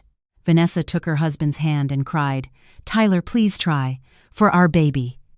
Hearing the word baby, my heart ached. I knew Vanessa was 2 months pregnant. That child was as innocent as Leo. Perhaps that's what kept me from pushing them completely off the cliff. After they left, Henry sat beside me for a long time, his voice low. "Amy, you've just taken on another family." I gave a sad smile. No, I've just taken on another bomb, and now I have to keep it from exploding. He took my hand and held it tightly. You won't have to carry it alone anymore. I looked at him, and this time, I didn't doubt him. I just nodded. In the following days, things gradually settled. The creditors disappeared. My mother-in-law's house went quiet. Vanessa texted me regular updates and expense reports, obediently. Tyler started working again, a simple construction job, leaving early and coming home late, avoiding old friends and alcohol. On the surface, the storm had passed, but I knew the undercurrents were still there. A week later, I was at my office when the nanny called. Miss Amy, this morning a woman was at the gate saying she was the baby's grandmother and demanding to hold him. My blood ran cold. Did she get in? No, I didn't let her. But she stood outside crying. A lot of the neighbors were watching. I immediately drove home. From a distance, I could see my mother-in-law standing at the gate. Her hair was messy, her face was gaunt, and she was clutching a bag of toys, murmuring her grandson's name. Neighbors watched from their porches, whispering. The sight pained me. No matter what, she was my son's grandmother. I opened the gate. Mom, please come in. She looked at me, tears streaming down her face. Amy, I miss my grandson so much. I haven't been able to sleep. I led her into the living room and brought Leo out. The moment she saw him, she hugged him tightly and sobbed like a child. I stood by without stopping her, only saying quietly, "Please be gentle, Mom. He just woke up." She nodded, kissing his forehead, her voice trembling. I thought you'd never let me see him again." Hearing that, my heart softened. "I never forbade you, Mom. I just won't let anyone use my son to pressure me." She bowed her head and cried. "I was wrong. I was so wrong. These past few days, with Tyler nearly getting killed, I finally understand. Without you, this entire family would be ruined." I looked at her for a long time. In that moment, I saw a truly old woman terrified of losing everything, not the overbearing mother-in-law from before. "I don't want the family to fall apart," I said quietly, "but I also don't want my son to live in fear." She nodded repeatedly. "I understand. I won't dare pressure you anymore. I just ask that you let me visit my grandson." I nodded. "Of course. You can come whenever you like. But please, don't talk about money or Tyler and Vanessa's debts in front of him." She nodded, tears falling. "I promise." She stayed until the afternoon, holding Leo, speaking to him in soft tones, a world away from her former self. As she was leaving, she held my hand for a long time. "Amy, I owe you so much." I just gave a sad smile. "It's in the past now." But in my heart, I knew her change wasn't entirely out of love for me, but from the fear of losing her grandson and her last remaining support system. A few days later, another crisis erupted. That evening, while I was feeding Leo, Henry received a call from an unknown number. After he hung up, his face was ashen. "Amy, someone just called. They said if Tyler doesn't pay the rest of the interest he owes, they'll report his gambling ring to the police." I was startled. "How much does he owe?" "Almost $15,000 in penalty interest." I closed my eyes. The storm wasn't over. I immediately called Tyler. He confessed, trembling. "Yes, they're demanding more. They said it was an off-the-books amount." I gripped the phone, so angry my voice turned to ice. "Tyler, you lied to me. I was afraid you wouldn't help me anymore." That admission made my anger flare. "Listen to me carefully. I helped you once because you signed an agreement, but you lied to me, which means you are digging your own grave again." Tyler started sobbing. "Amy, please, help me one last time. I swear I'll quit for good." I was silent for a long time. $15,000 wasn't a huge sum for me, but what was terrifying wasn't the money, but the dishonesty. I turned to Henry and said slowly, "You see, when people get used to leaning on others, they forget how to stand on their own." Henry bowed his head, speechless. Finally, I made a decision. "Fine, I will pay it this time.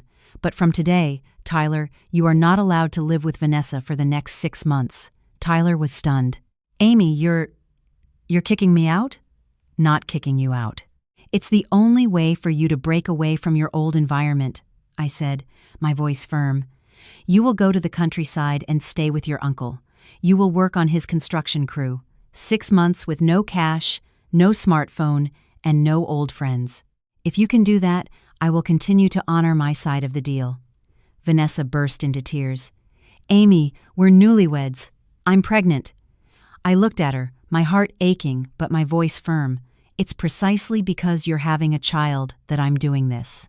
Otherwise, you two will be destroyed by debt before your baby is even born." In the end, they agreed. That night, after everything was settled, I sat alone in my office, looking at the signed agreements and transaction records.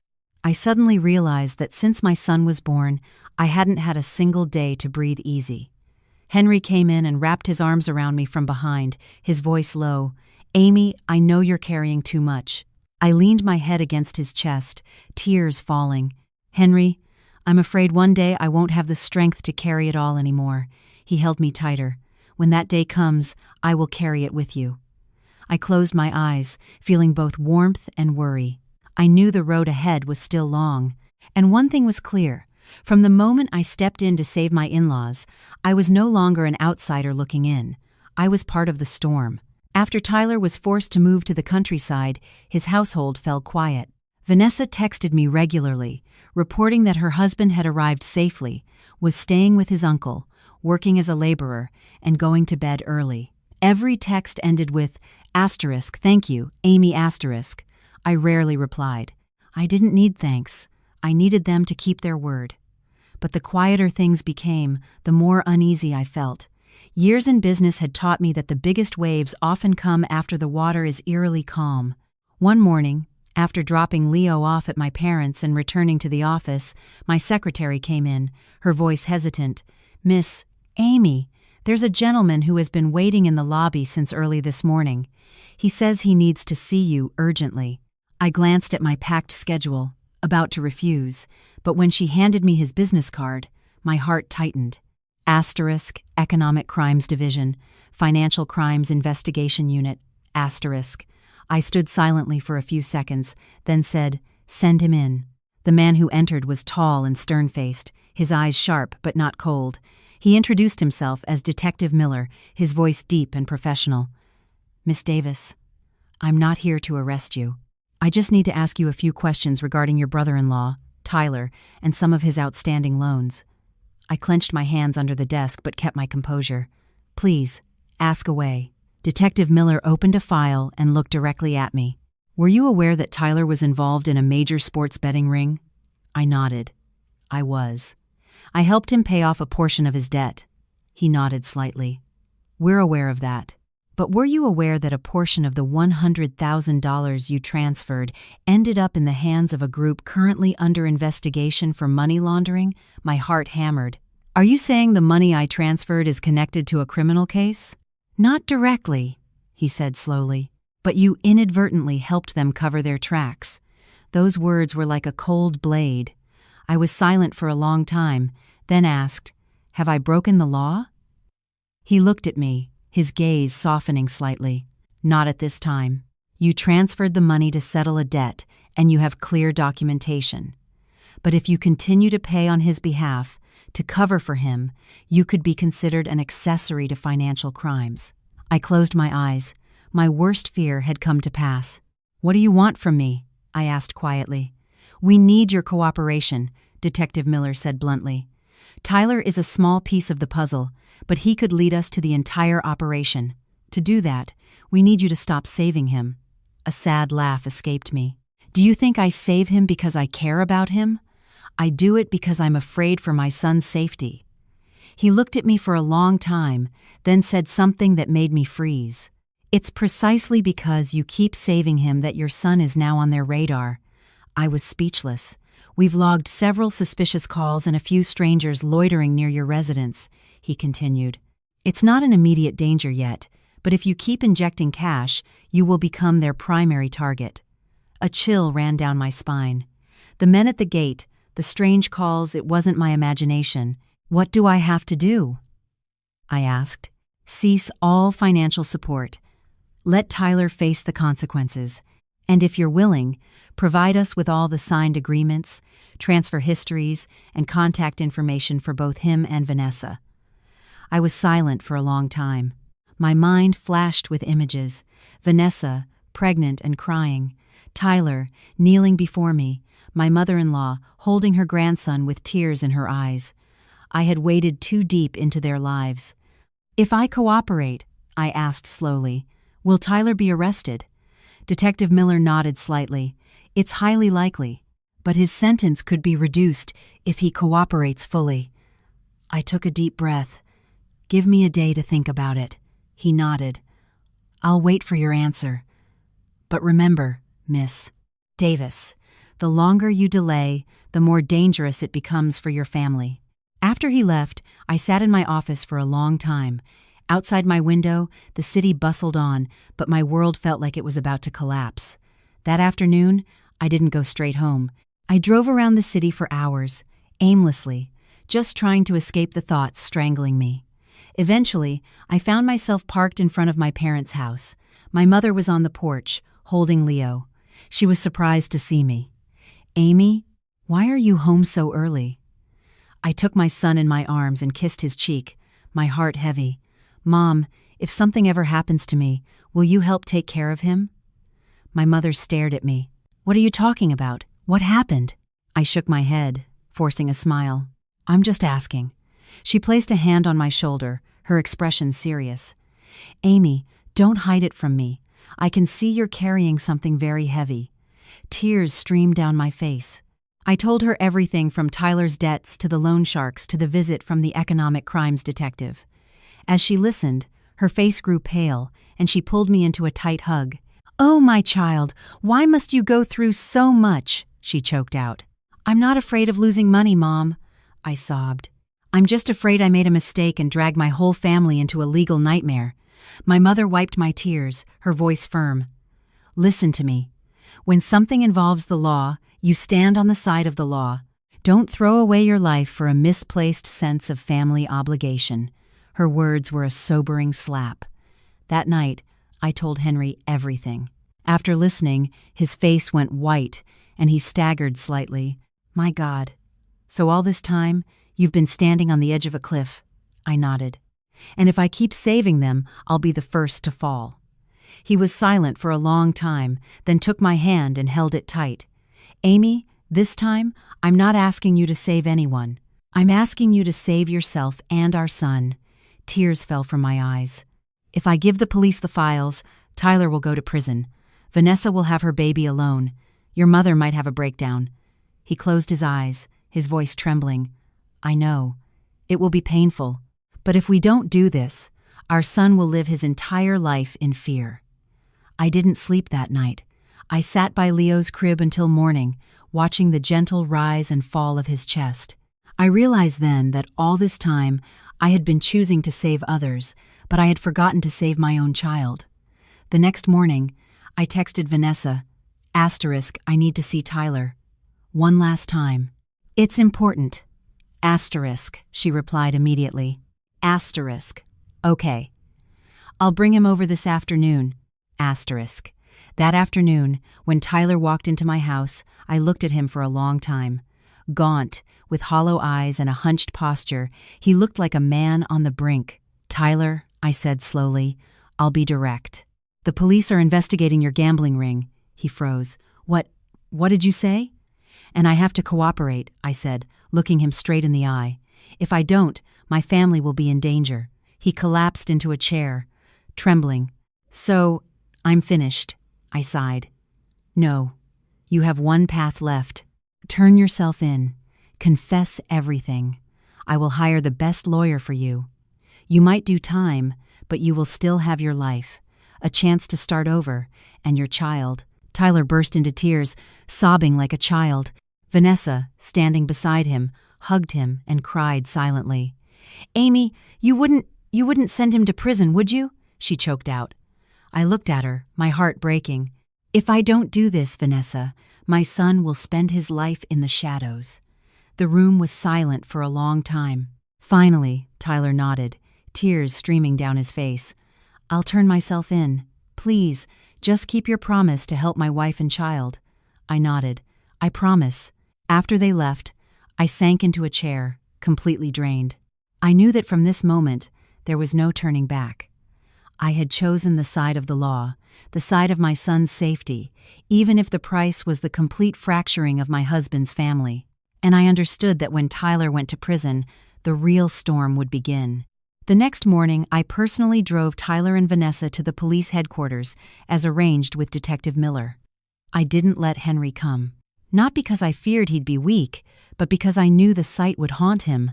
Before walking through the gates, Tyler turned to me, his eyes red.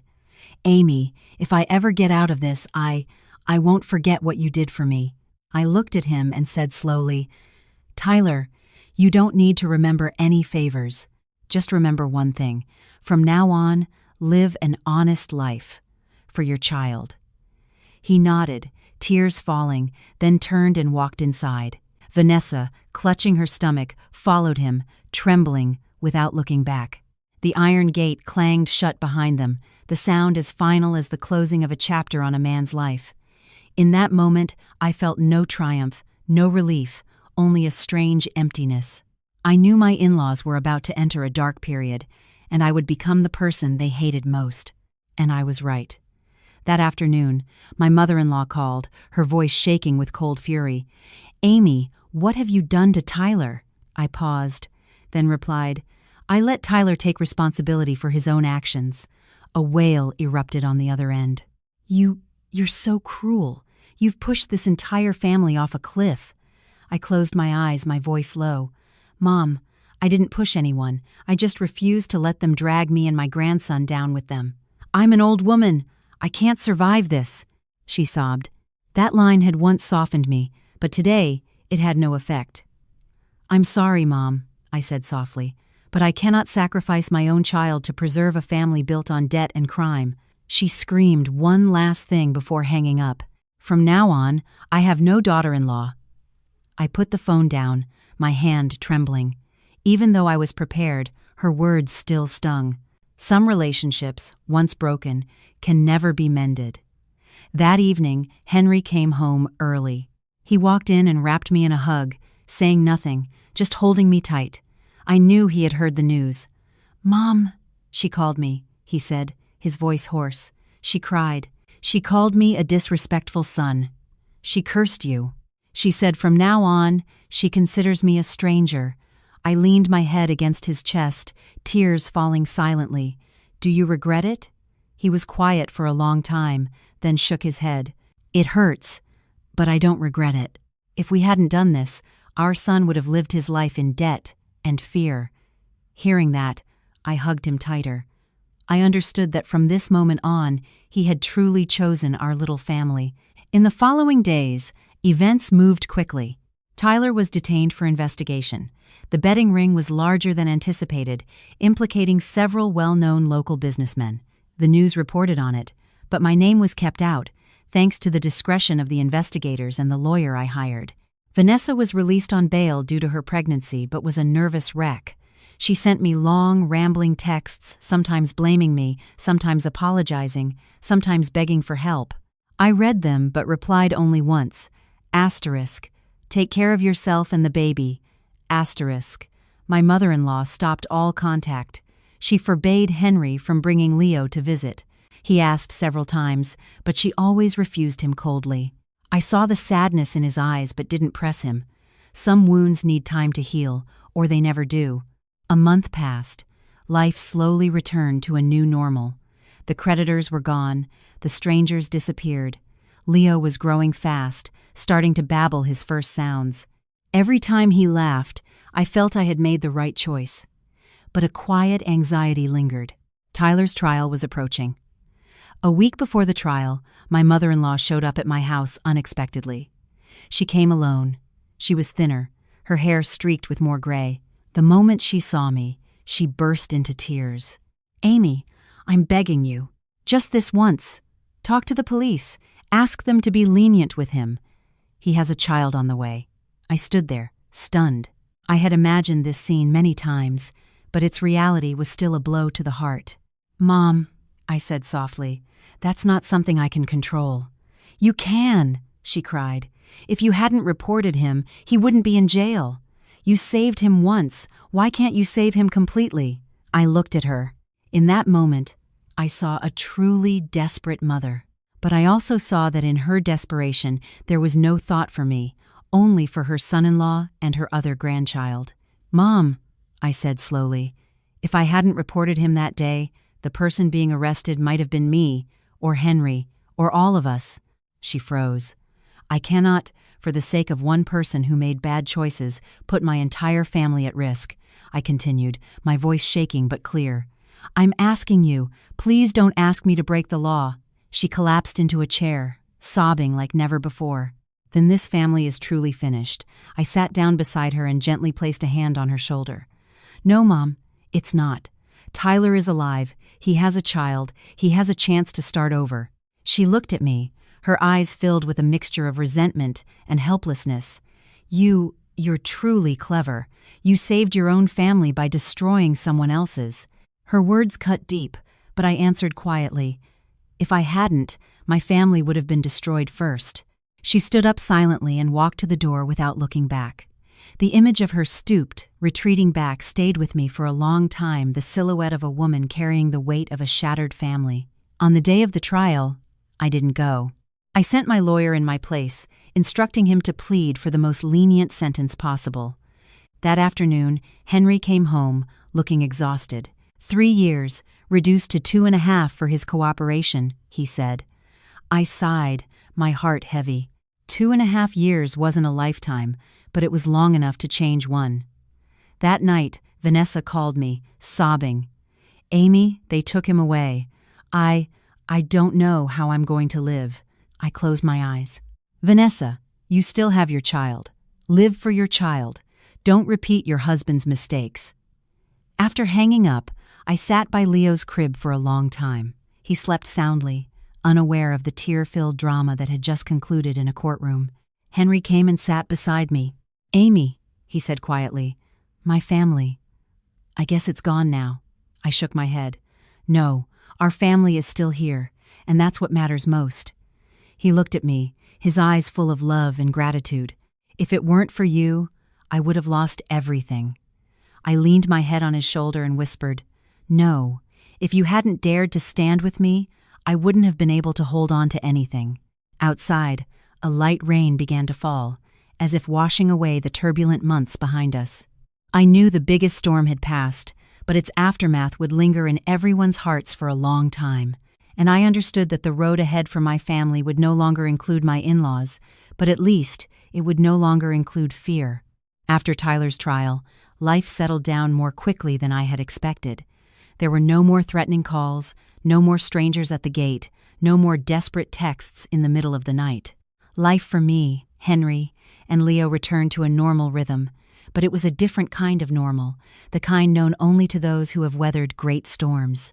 Henry became quieter, not out of sadness, but with a new gravity. Every evening, after I put Leo to sleep, he would sit on the balcony for a long time, smoking a single cigarette before putting it out, afraid the smoke would affect our son. I knew he carried a great emptiness where his old family used to be. One night, I brought him a cup of hot tea, and he asked softly, "Amy, do you think my mother will ever forgive me?" I sat down beside him, looking at the city lights below. "Honestly, I don't know. But I think time will lessen her pain. Whether she forgives or not is her choice." He nodded, silent for a long time, then said, "I'm just afraid that by the time I figured everything out, I would no longer have a mother." That sentence made my heart ache. I placed my hand on his. "You still have time. But don't let the fear of losing your mother make you lose your wife and son again." He turned to look at me, his gaze serious. "I promise, I won't lose you again." A few weeks later, Vanessa called me unexpectedly. Her voice was hoarse and tired. "Amy, I had the baby." My heart stirred. "Is the baby healthy?" "It's a girl. She's very weak. The doctors said she needs to be in an incubator for a few days." I paused, then asked, "Do you have enough for the hospital bills?" Vanessa choked up. I haven't been able to scrape enough together." I closed my eyes. I pictured Tyler in prison, Vanessa crying in front of me, My mother-in-law stooped back as she walked away. I understood their story hadn't ended with a 2.5-year sentence. "What's the hospital's address?" I asked. Vanessa was stunned. "Amy, are you saving us again?" I replied slowly. "I'm not saving Tyler. I can't turn my back on a newborn child." That afternoon, I went to the hospital. Vanessa lay in bed, gaunt and pale. Her baby girl was in an incubator, her skin pink, her breaths tiny and shallow. In that moment, my heart melted. Seeing me, Vanessa burst into tears. "Amy, I will be grateful to you for the rest of my life." I placed an envelope with the hospital fees on her table and said gently, "Vanessa, I'm helping you this time not because of our past connection, but because I'm a mother too." She nodded, crying uncontrollably. Before I left, I made it clear, from now on, I will only help you and your daughter within my means and within the law. I am not shielding anyone anymore. She nodded repeatedly. I told Henry that night. He was silent for a long time, then said, "Amy, you are too kind." I gave a sad smile. "No, I just don't want our son to grow up and ask me why his mother once saw a child in need and turned away." After the baby was born, my mother-in-law started contacting Henry again, but only to talk about her new granddaughter. She never mentioned me or asked about Leo. I could see the deep sadness in Henry's eyes after each call. One day, he told me, "Amy, my mother wants to see me alone." I nodded slightly. "You should go. I won't stop you." He came home very late that night, his eyes red. I didn't press him, just poured him a glass of water and waited. After a long while, he finally spoke. "Mom, she has aged so much. She said she hasn't been able to sleep since Tyler went to prison. She said she knows she was wrong, but she doesn't know how to begin apologizing to you." My heart stirred. "She mentioned me?" I asked softly. He nodded. "She said she owes you an apology, but she's too ashamed to face you." I was silent. A strange feeling washed over me, not joy, not anger, just the weariness of someone who had been fighting for too long. "Do you want me to see her?" he asked. I thought for a long time, then shook my head. "Not yet. When my heart is truly at peace, I will. But for now, I'm afraid that just seeing her will reopen all the old wounds." He took my hand and nodded. "I understand." Time passed faster than I realized. Leo turned 1. For his birthday, I threw a small party with just my parents and a few close friends. No in-laws, no Vanessa, no mother-in-law, but the house was filled with laughter and love. My father held Leo and smiled. "This one is destined for great things." My mother whispered to me, "Look around you, dear. You held your family together." I looked at my son, and a lump formed in my throat. It was true. After everything, what I had managed to keep wasn't money or reputation, but a peaceful home for my child. One evening, as I was putting Leo to sleep, Henry's phone rang. He answered, and his face changed. "Amy, Mom's in the hospital." My heart stopped. "What happened?" "She had a heart attack. She's in the emergency room." I stood frozen for a second. All the resentment, all the hurt, vanished like smoke. "Go to her. Now," I said. "I'll stay with Leo." He looked at me, hesitating. "You're not coming with me?" I shook my head. "Not yet. But you need to be with her. She needs you." He nodded and rushed out. I barely slept that night, not out of fear, but because something inside me was slowly, quietly changing. I was letting go. The next morning, Henry called, his voice lighter. "She's out of critical condition."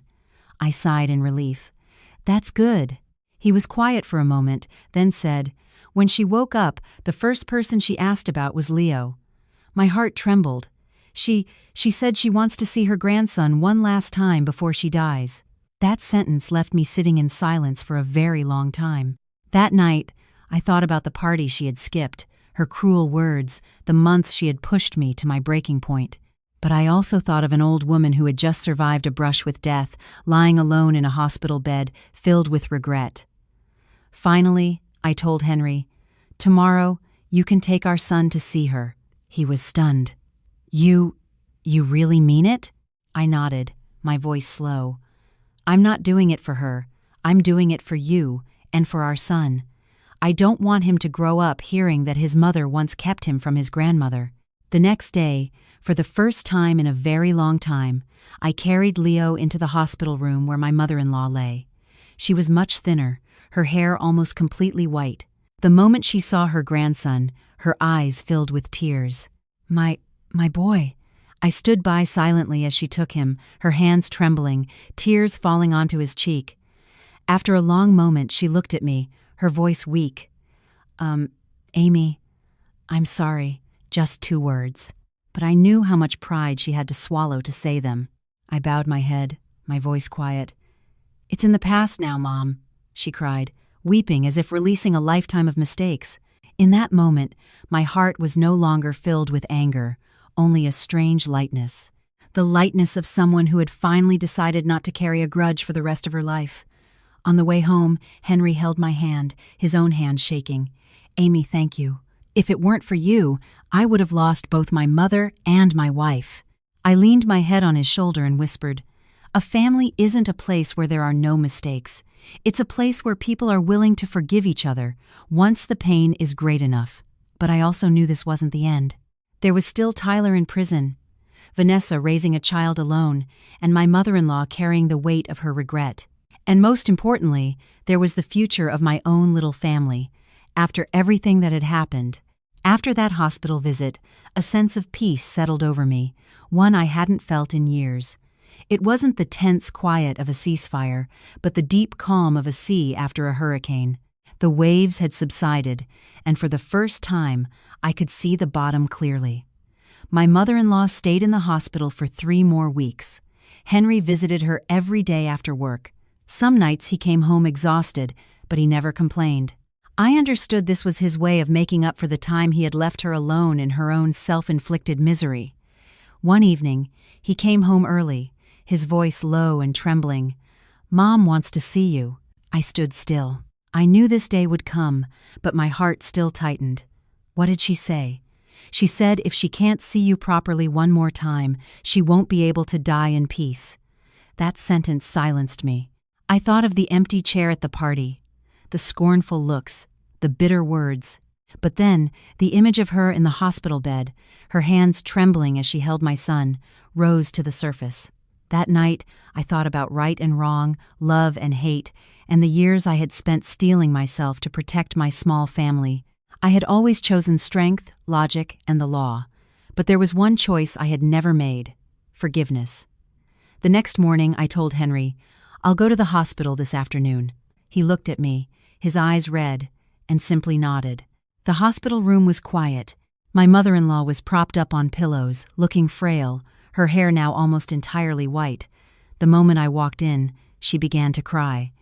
"Amy, you came." I stood by her bed. After a long silence, she spoke, her voice weak and broken. "I'm sorry, Amy. From the very beginning, I was wrong about everything." I bowed my head, and a tear escaped my eye. I was selfish. I was greedy. I loved my son blindly. "I hurt you, and I hurt this entire family," she sobbed. I sat down in the chair beside her bed and said softly, "Mom, it's over. I don't want to bring it up again." She shook her head, tears streaming down her face. "No, I have to say it. If I don't, I'll carry this guilt to my grave." She took my hand. It was cold and trembling. "Amy, if I hadn't skipped the party that day, if I had just shown you a little kindness, maybe none of this would have happened." Her words were a final, sharp pain in my heart.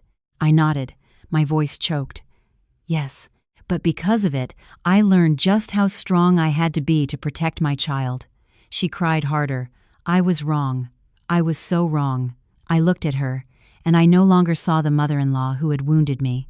I saw an old woman who had lost so much, left with nothing but regret and fear. I squeezed her hand, and for the first time in years, I said the word slowly, "Mom." She froze, then broke down completely, weeping as if to purge a lifetime of sorrow. In that moment, I knew the wound in my heart had finally closed. A few months later, my mother-in-law was discharged.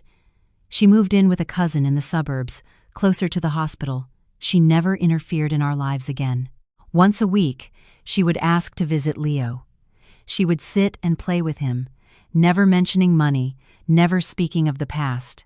I let her come, not because I had forgotten, but because I understood that holding on to hatred wouldn't make me stronger.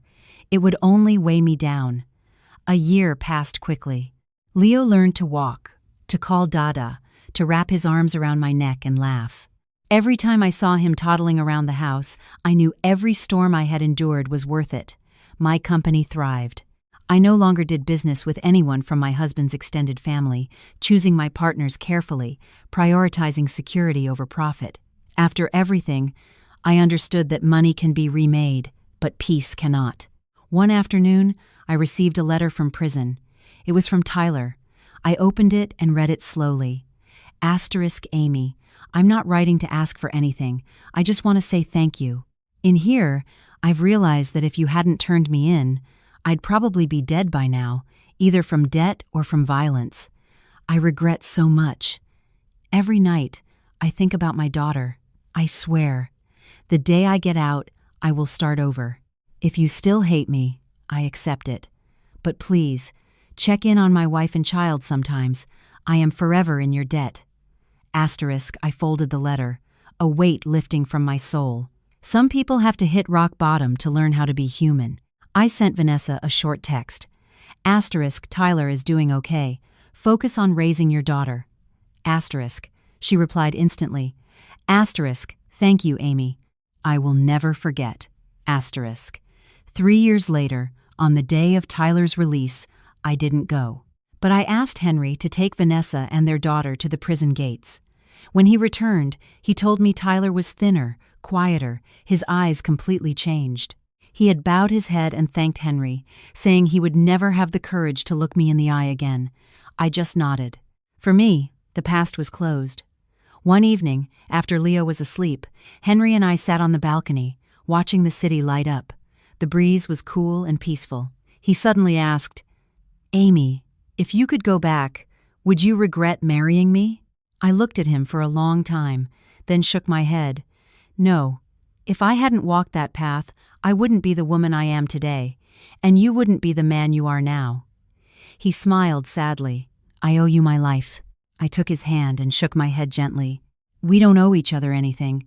We were just lucky enough not to let go of each other during the hardest time. From inside, Leo stirred and called out softly, Mama. I stood up and went to his room. Looking at him, sleeping soundly, his face rosy, his arms wrapped around a small teddy bear, my heart filled with a profound, heavy happiness.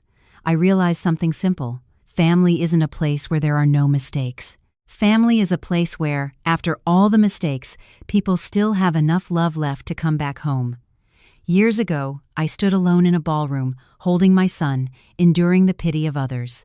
Tonight, I sat in my warm house, with my husband and my child, surrounded by a peace I had fought so hard to win. I wasn't richer or more powerful, but I had something many people search for their whole lives, a family that learned to cherish each other after nearly losing each other forever. Outside, the moon rose slowly, its light soft and gentle. I pulled the blanket over my son, kissed his forehead, and whispered, Honey, sometimes in life, you have to be as hard as a rock to protect what you love most. But in the end, it's best to be as soft as water, so your own heart can find peace. And I knew that the journey for me, for Henry, for our little family, would have no more great storms. There would only be ordinary days. And it is in those ordinary days that we find the greatest happiness of all.